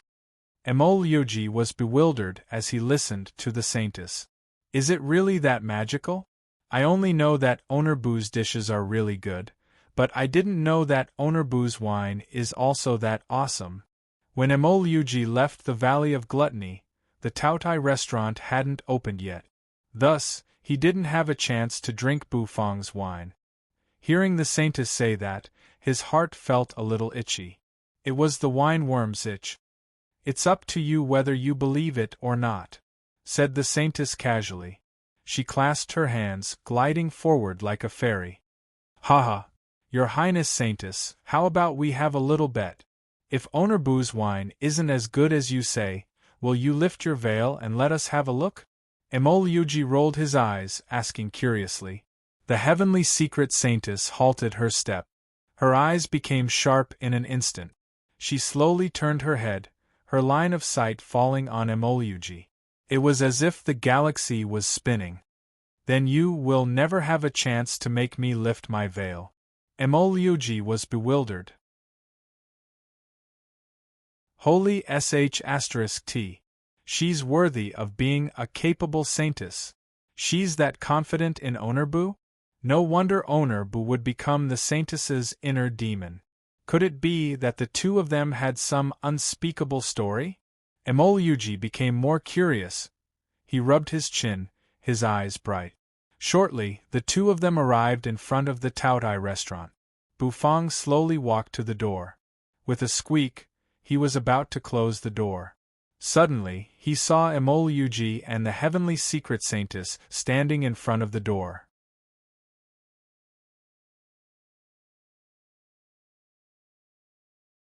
Chapter 8:15. Two crescent moons hung in the sky, emitting a cold radiance. The radiance was like a thin veil that sprinkled down, as if the entire earth was covered in a silver cloak. Bufang stood in front of the restaurant. As he was about to close the door, he saw Emol and the woman wearing a white veil not far from the door. That woman was wearing a veil, but Bufang felt a sense of familiarity, as though he had seen her somewhere before. This sense of familiarity caused Bufang to slightly widen his eyes, as though he wanted to take a closer look at that woman. Emol grinned, walking toward the restaurant. What the heavenly secret saintess had said made Emol's heart itch. Honorbu's restaurant had better wine than the bamboo wine. To a wine lover, it was the biggest temptation. He couldn't resist the temptation. Honorbu. Long time no see. I'm back. Emol grinned, greeting Bufang as if they were old friends. Bufang leaned against the door, throwing Emol a sidelong glance. He said indifferently, "Why did you come back? I won't go with you to the heavenly secret Holy Land. I won't go with you to see that Granny Emo? Standing behind Emol, the heavenly secret saintess was bewildered. She looked at Emol skeptically. Why does Granny Emo want to see Honorbu? Emol's body stiffened. He turned to look at the heavenly secret saintess and said, "My dear saintess, Granny Emo cares about you. You're the treasure of our heavenly secret Holy Land. Controlling the heavenly star catcher disc depends on you. Of course, we can't let anything happen to you. Honorbu. As your heart, yeah, you know." Emol's brows twitched as he smiled playfully. The heavenly secret saintess was speechless. What did she know? Shaking her head, the heavenly secret saintess lifted her head, looking at Bufang. Her eyes made Bufang feel more familiar. The heavenly secret saintess' eyes met with Bufang's for a while. Both of them were calm. The next moment, the celestial saintess nodded, then turned around and left. Emol was dumbstruck. Where was the good wine? The saintess or the fine wine? Which was more important? Emol calculated with his fingers. Good wine was more important. Thus, Emol turned around and smiled at Bufang. Honorbu, bang! With a loud bang, Emol let out a miserable howl. He took a few steps back, covered his nose, and squatted on the ground sadly. The door and his nose collided, and Emol seemed to hear a crisp sound. The sour feeling in his nose made Emol tear up. He just wanted a drink, that was all. The restaurant is closed for today. If you want to eat, come earlier tomorrow, and line up. While Emol was rubbing his nose, Bufang's faint voice came from the restaurant. Hearing this, Emol was dumbstruck. With our friendship, do we need to come tomorrow to line up? Honorbu, you are such a torturous little devil. Emol stood up, his nose swollen. Tears lingered in the corners of his eyes as he left the Taotai restaurant, looking back several times. He thought for a while, then jogged to Wunren Shang's restaurant. Without owner Bu's wine, he would drink Wunren Shang's bamboo tube wine. Now, he understood why the celestial saintess left first. She didn't even ask if he could get in. Her Highness seemed to know that owner Bu would drive him away. The celestial saintess found an inn. In the Gluttony God City there were many restaurants and inns. Of course, inns also had a restaurant business. The chefs in the inns were good at cooking. Perhaps they weren't as good as the chefs in the restaurants in the Gluttony God City, but they were much better than the chefs in the villages outside the city. Even the weakest chefs were second-grade chefs. The inn the celestial saintess found wasn't far from owner Bu's restaurant. When she opened the window, she could see the lights in owner Bu's restaurant. The celestial saintess' eyes focused. She leaned against the window, looking at the Taotai restaurant in a daze. Inside the Taotai restaurant, the restaurant was brightly lit. Chu Chongqing had returned to his room and was snoring loudly. Since he had become a waiter, his favorite things were to eat and sleep. This kind of regular work and rest made Chu Chongqing's aura more steady, and his skin seemed to radiate a radiant light. Chu Chongqing was at the peak of Almighty Realm, the half-step Divine Spirit Realm. He had condensed the Divine Altar, and he was waiting to ignite the Divine Flame. However, to ignite the Divine Flame, he needed to accumulate energy. It wasn't something that could be achieved by cultivating diligently. Thus, he couldn't rush it. Every day, he would rest and accumulate energy, waiting for the moment to ignite the Divine Flame. At the same time, Bufang stayed in the kitchen, practicing his cooking skills. With the improvement of his cooking skills, Bufang felt that the path to the god of cooking was more difficult. It was because the difficulty of each dish was much higher than before. All kinds of cooking methods made Bufang's spirit rise. He practiced his knife skills, the 4 symbols fire control technique, and his mental energy cooking. Nowadays, besides doing business, Bufang spent most of his time practicing these skills. Although he had the system, Bufang understood that if he didn't work hard, the system couldn't help him. Only by working hard could he grow, seize opportunities, and advance. There was no free lunch in this world. If he wanted to have profound cooking skills, he needed to practice. Boom! Rumble! A dark gold flame was twirling on Bufang's palm. It was the heaven and earth obsidian flame after it had fused completely. Its temperature was high, and it was full of spirituality. It shuttled back and forth in Bufang's palm. From time to time, it would follow Bufang's will and turn into a roaring fire dragon, baring its fangs and brandishing its claws. After practicing the 4 symbols fire control technique for a while, Bufang stopped today's practice. He gently exhaled. He took out the Ice Heart Jade Urn wine from the fridge and poured himself a cup. Leaning against the stove, Bufang gulped down a mouthful of the ice-cold Ice Heart Jade Urn wine. The wine flowed down his throat and into his stomach. That instantaneous burst of coolness made him involuntarily let out a satisfied yawn. His body's exhaustion seemed to have been swept away at this moment. Fiddling with the wine cup, Bufang couldn't help but start to ponder. The Ice Heart Jade Urn wine was one of the first wines that Bufang brewed, using the 9 brewing method. As his strength increased, the ingredients that Bufang used to brew the Ice Heart Jade Urn wine also became more and more valuable. The taste of the Ice Heart Jade Urn wine also became better. However, Bufang no longer had that breathtaking feeling when he first drank the Ice Heart Jade Urn wine. With a thought, Bufang thought of the reward that he recently received, which was the Acheron wine of helplessness. This wine was described by the system to be very awesome. It was much better than the Ice Heart Jade Urn wine and even the Frost Blaze Path Understanding brew. This made Bufang's heart a little move. Bufang was also a wine lover.